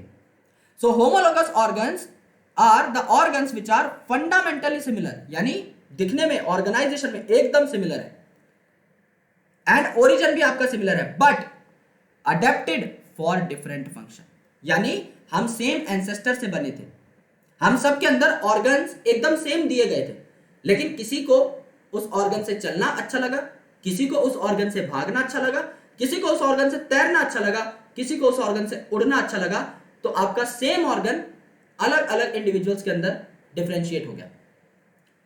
This is called as homology. तो आप होमोलोगस ऑर्गन्स की जब बात करते हो तो आप कॉमन एंसेस्ट्री की बात करते हो। Homology indicates common ancestry. कैसे? आपका एक कैपिटल ए था, ये कैपिटल ए आगे चल के क्या बन गया? एक कैपिटल ए आगे चल के बन गया ए डैश, या एक कैपिटल ए आगे चल के क्या बन गया? ए स्टार, या एक कैपिटल ए आगे चल के क्या बन गया? आपका कर्सिव वाला ए बन गया, या ए आगे चल के क्या बन गया? छोटा ए बन गया, डिपेंडिंग अपॉन इसकी रिक्वायरमेंट, किसको करना क्या है।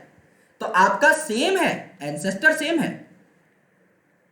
एंसेस्टर सेम था, लेकिन इसने अलग अलग ऑर्गेनिजम्स बना लिए, अलग अलग इंडिविजुअल्स बना लिए, depending on what? Depending on कि उसकी जरूरतें क्या है, राइट? यानी अडेप्टेशन करी है इसने। फॉर एग्जाम्पल, वेल के जो फ्लिपर है, बैट की जो विंग है, चीता का जो फीट है और ह्यूमन का जो हाथ है, ये सारे होमोलोगस ऑर्गन है, और ये एग्जाम्पल पूछा भी जाता है नीट में। All these perform different function but are constructed on the same plan. Different functions ये करते हैं, जैसे इंसान के अगर आप हाथ को देखो तो वो किस काम आ रहा है? मेरा हाथ अभी लिखने के काम आ रहा है, तुम्हारा नोट्स लिखने के काम आ रहा है, हम लिखने का काम कर रहे हैं, लेट्स से। चीता का हाथ किस काम आता है? भागने के काम आता है, और दोनों पैर भी भागने के काम आते हैं। वेल के जो फ्लिपर्स हैं वो तैरने के काम आते हैं, स्विमिंग के काम आते हैं, और बैट के जो हाथ हैं वो उड़ने के काम आते हैं। तो homology can be seen in skeleton. They have humerus, humerus है मेन हड्डी, ये सब के अंदर पाई जाएगी। यहां पर अगर आप देखेंगे, यहां पर अगर आप देखेंगे, ह्यूमरस सबके अंदर पाई जाएगी, ह्यूमरस है आपकी। फिर क्या है? फिर आपका रेडियस है, उल्ना है, ठीक है? फिर आपका रेडियस है, उल्ना है, रेडियस उल्ना सब में देखने को मिला, राइट? आपका रेडियस ये वाला, उल्ना ये वाला, रेडियस ये वाला, उल्ना ये वाला, एंड सो ऑन, सब में देखने को मिला,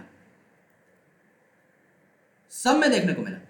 देन इसके बाद आपके कार्पल्स हैं, मेटाकार्पल्स हैं, फेलेंजिस हैं, यानी कार्पल्स है आपकी कलाई की हड्डियां, मेटाकार्पल्स है आपके पाम की हड्डियां, एंड फेलेंजिस है आपकी उंगलियां। ये सारे देखने को मिले सबके अंदर। पंगा क्या है कि ओरिजिन सेम है, ओरिजिन एंड स्ट्रक्चर अगर आप देखोगे तो सेम है, लेकिन फंक्शन अगर आप देखोगे तो डिफरेंट है। मैन क्या करता है? राइट करता है, ओके, या फिर किसी चीज को पकड़ता है, खाना खाता है, हजार काम करता है। चीता क्या करता है? दौड़ता है, ठीक है, रन करता है। वेल क्या करती है? स्विम करती है। बैट क्या करता है? उड़ जाता है, फ्लाई करता है। तो अलग अलग यहां पर केसेस देखने को मिले। और क्या देखने को मिलता है यहां पर? हार्ट अगर आप देखोगे, या ब्रेन अगर आप देखोगे, या एक्सक्रीटरी सिस्टम देखोगे, तो भी आपको अलग अलग इंडिविजुअल्स के अंदर डिफरेंटली देखने को मिल सकते हैं। अब हार्ट तो आपका ओरिजिन तो सेम है, स्ट्रक्चर भी सेम है, आपका कार्डियक मसल का बना रहेगा, लेकिन किसी के अंदर 2 चैम्बर का होता है, उसे उतने की जरूरत है, अडेप्ट ही नहीं करना चाहता वो। किसी के अंदर 3 चैम्बर का है, किसी के अंदर 4 चैम्बर का। ब्रेन है आपका सेम सेल्स की बनी हुई न्यूरॉन्स के अंदर, किसी के अंदर थोड़ी लेस डेवलप्ड है, किसी के अंदर मोर डेवलप्ड है। तो heart and brain of vertebrate जो है ये भी यहां पर लिए जाते हैं इन टू एंड अकाउंट। ये भी आपके बहुत अच्छे एग्जांपल्स माने जाते हैं। तो आपके फ्लिपर हो गए, वेल के, बैट की विंग्स हो गए, चीता के हाथ हो गए, आपके हाथ हो गए, सारे होमोलोगस ऑर्गन हैं। वर्टिब्रेट्स के हार्ट और ब्रेन भी होमोलोगस ऑर्गन है। प्लांट की अगर आप बात करें तो थॉर्न्स अगर आप देखते हैं, बोगनविलिया के थॉर्न कहां प्रेजेंट थे? आपकी स्टेम मॉडिफिकेशन आपने पढ़ी थी, morphology of flowering plant 5th chapter of 11th class. Thorns किस में प्रेजेंट थे? सिट्रस और बोगनविलिया में प्रेजेंट थे। टेंड्रिल्स किसके अंदर प्रेजेंट थी? टेंड्रिल आपकी स्टेम वाली प्रेजेंट थी, गॉड फैमिली के मेंबर के अंदर, यानी आपकी कुकुरबिटा है। आपका अलग अलग मेंबर्स हैं, जैसे कि आपका कद्दू हो गया, लौकी हो गई, तोरई हो गई, आपका खीरा हो गया, एंड इसके अलावा ग्रेप वाइन, आपका अंगूर की बेल हो गई। ये आपकी स्टेम मॉडिफिकेशन होती है। तो थॉर्न और टेंड्रिल जो है आपके बोगनविलिया और कुकुरबिटा के, स्ट्रक्चर इनका सेम है लेकिन फंक्शन आपका डिफरेंट है। थॉर्न किस में काम करता है? थॉर्न आपका प्रोटेक्शन में काम करता है, पॉइंटेड होता है इसीलिए। और कुकुरबिटा के अंदर ये जो बेल है किस काम आती है, ये चढ़ने के काम आती है, ये क्लाइंब करने के काम करती है, सपोर्ट का काम करती है। थॉर्न आपका जहां पर प्रोटेक्शन का काम कर रहा है, यहां पर ये क्लाइंबिंग का काम कर रही है, क्लाइंबिंग का काम कर रही है एंड आपका सपोर्ट का भी काम कर रही है, किसी जगह को पकड़ करके चढ़ भी सकती है।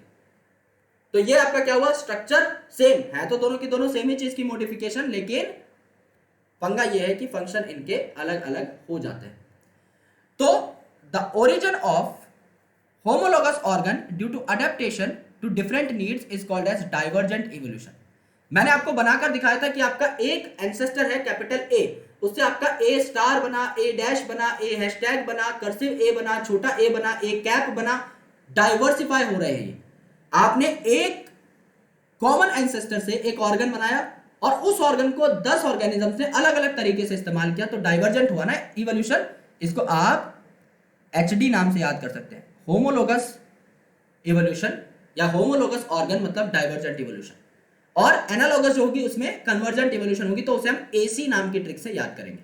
होमोलॉजी इंडिकेट्स कॉमन एंसेस्ट्री, क्योंकि कॉमन एंसेस्टर है तभी डाइवर्ज कर पा रहा है, आपके अलग अलग इलाकों में अलग अलग तरीके से काम कर रहा है, अडेप्ट कर रहा है। Divergent evolution is the process by which related species become less similar in order to survive in different environmental condition. Whale को पानी में रहना है, बैट को आपके ट्री पे उल्टा लटक के रहना है, हवा में उड़ना है, और आपको जमीन के ऊपर रहना है। चीता को जंगल में रहना है, भागना है, अलग अलग कंडीशन है, तो सेम ऑर्गन अलग अलग तरीके से काम करेगा।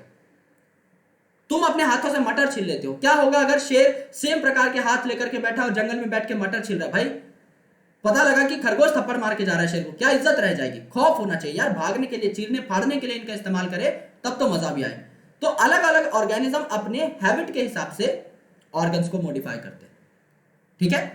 एनालॉगस ऑर्गन जस्ट उल्टे हैं होमोलॉगस के। यहां पर अगर मैं सिंपल सी भाषा में कहूं तो फंक्शन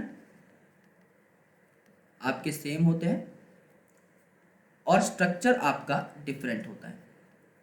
फंक्शन सेम होते हैं, स्ट्रक्चर डिफरेंट, यानी स्ट्रक्चर डिफरेंट है। एक ऑर्गेनिज्म का एंसेस्टर अलग है, उसका स्ट्रक्चर अलग है, एक ऑर्गेनिज्म का स्ट्रक्चर अलग है, उसका एंसेस्टर भी अलग है, लेकिन ये दोनों सेम जगह पर रहने आ गए। समझ लो एक ऑर्गेनिज्म है एक्स जो कि किसी और एंसेस्टर से आया है, एक ऑर्गेनिज्म है वाई जो किसी और एंसेस्टर से आया है। अब ये दोनों पानी में रहने आ गए। अब चाहे किसी भी ग्रुप के मेंबर हो, इन्हें तैरना सीखना पड़ेगा, तो इनके जो लिम्स हैं अब किस काम आएंगे, तैरने के काम आएंगे। तो ये अलग अलग थे लेकिन अब ये सेम काम कर रहे हैं, फंक्शन इनका सेम हो जाता है। एनालॉगस ऑर्गन जिनमें सिमिलर फंक्शन होता है बट डिफरेंट स्ट्रक्चर और ओरिजिन होता है, ओरिजिन भी डिफरेंट है यानी इनके एंसेस्टर्स डिफरेंट है, एंसेस्टर्स डिफरेंट हैं, तो ये कॉमन एंसेस्ट्री शो नहीं करते। जैसे होमोलोगस थे, कॉमन एंसेस्ट्री शो कर रहे थे ना, एक एंसेस्टर से सारे बन रहे थे, लेकिन यहां ऐसा नहीं। For example wings of insect, wings of insect, insect के विंग किससे बनते हैं, काइटिन के। इंसेक्ट का पूरा एक्सोस्केलेटन ही काइटिन का बनता है, जबकि बर्ड के जो विंग है ये मॉडिफाइड फोर लिम्स होते हैं और फेदर के बनते हैं। अब इंसेक्ट के विंग काइटिन के हैं और बर्ड के विंग फेदर के हैं, दोनों की ओरिजिन एकदम अलग है। विंग्स में आपके आगे वाले जो हाथ है ना बर्ड्स में, वो मॉडिफाई होते हैं, फोर लिम्स विंग्स बनाते हैं, लेकिन इंसेक्ट के अंदर लिम्स अलग होते हैं, 3 पेयर ऑफ लेग्स अलग से प्रेजेंट है, उनके अंदर विंग्स अलग है, मेम्ब्रेनस विंग्स है, लेकिन तब भी दोनों काम तो सेम कर रहे हैं ना, उड़ने का ही काम कर रहे हैं। आईज ऑफ ऑक्टोपस, इसमें रेटिना जो है स्किन से डेराइव होती है, लेकिन मैमल्स जो है इसमें रेटिना आपके एम्ब्रियोनिक ब्रेन के कुछ सेल्स से बनती है, गैंग्लियोनिक सेल्स लेयर, राइट। आपने पढ़ा था bipolar neuron layer, ganglionic cell layer, जहां पर दोनों का ओरिजिन अलग अलग है, लेकिन ऑक्टोपस हो चाहे मैमल हो, आंखें देखने का ही काम करती है। Flippers of penguin and dolphin, अलग अलग ओरिजिन है, काम सेम है, फ्लिपिंग का है। स्वीट पोटैटो एक रूट मॉडिफिकेशन है, जबकि पोटैटो एक स्टेम मॉडिफिकेशन है, लेकिन काम एक है, स्टोरेज ऑफ फूड। ट्रेकिया है आपका इंसेक्ट में जो एक्टोडर्म से डेराइव होता है, लंग्स है वर्टिब्रेट में जो एंडोडर्म से डेराइव होते हैं, लेकिन काम एक है, रेस्पिरेशन। तो यहां पर क्या होता है, यहां पर एक आपके एंसेस्टर है ए, इन्होंने आपका होमोलॉजी से क्या बनाया, ए छोटा वाला बनाया, ए कर्सिव वाला बनाया, ए कर्सिव वाला ऊपर टोपी बनाई, ये बनाया। तो किससे बना सकते हैं, होमोलोगस इवोल्यूशन से बना सकते हैं। सिमिलरली एक आपका है बी, बी ने क्या बनाया, बी ने आपका छोटा बी बनाया, बी ने आपका स्टाइल वाला बी बनाया, ये वाला, और बी ने आपका क्या बनाया, बी कैप बनाया, ये बी कैप बनाया। तो ये भी आपका होमोलोगस इवोल्यूशन से बना। लेकिन अब ये ए जो है और ये बी सेम काम करते हैं, ये ए और ये कर्सिव बी सेम काम करते हैं, ए टोपी बी टोपी सेम काम करते हैं, इनमें क्या हो गए, इनमें कन्वर्जेंट इवोल्यूशन हो गई। ओके, तो यहां पर डाइवर्ज हो रहे हैं, तो ये इवोल्यूशन कैसी है, डाइवर्जेंट। तो होमोलोगस क्या शो करते हैं, डाइवर्जेंट इवोल्यूशन एचडी, जबकि कन्वर्जेंट इवोल्यूशन कौन शो करते हैं, एनालोगस ऑर्गन शो करते हैं, यानी कि एसी। ठीक है, कन्वर्जेंट डाइवर्जेंट बात समझ में आई, आनी भी चाहिए। डन, ये आपके एनालोगस ऑर्गन।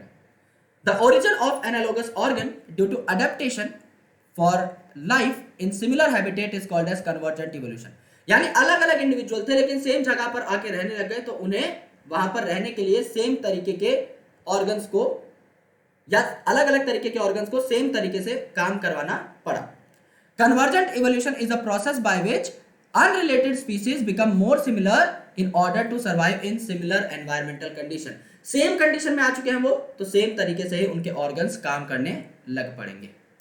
बायोकेमिकल एविडेंसेस, आप देखते हैं कि चाहे आपका इंसेक्ट ही क्यों ना हो, अगर वो खाना खा रहा है, अगर इंसेक्ट की बॉडी में ग्लूकोज जा रहा है, तो वो ग्लूकोज को रेस्पायर करने के लिए ऑक्सीजन का इस्तेमाल करेगा, अलग अलग एंजाइम्स का इस्तेमाल करेगा, ग्लूकोकाइनेज का इस्तेमाल करेगा, हेक्सोकाइनेज का इस्तेमाल करेगा, फॉस्फोफ्रक्टोकाइनेज का इस्तेमाल करेगा।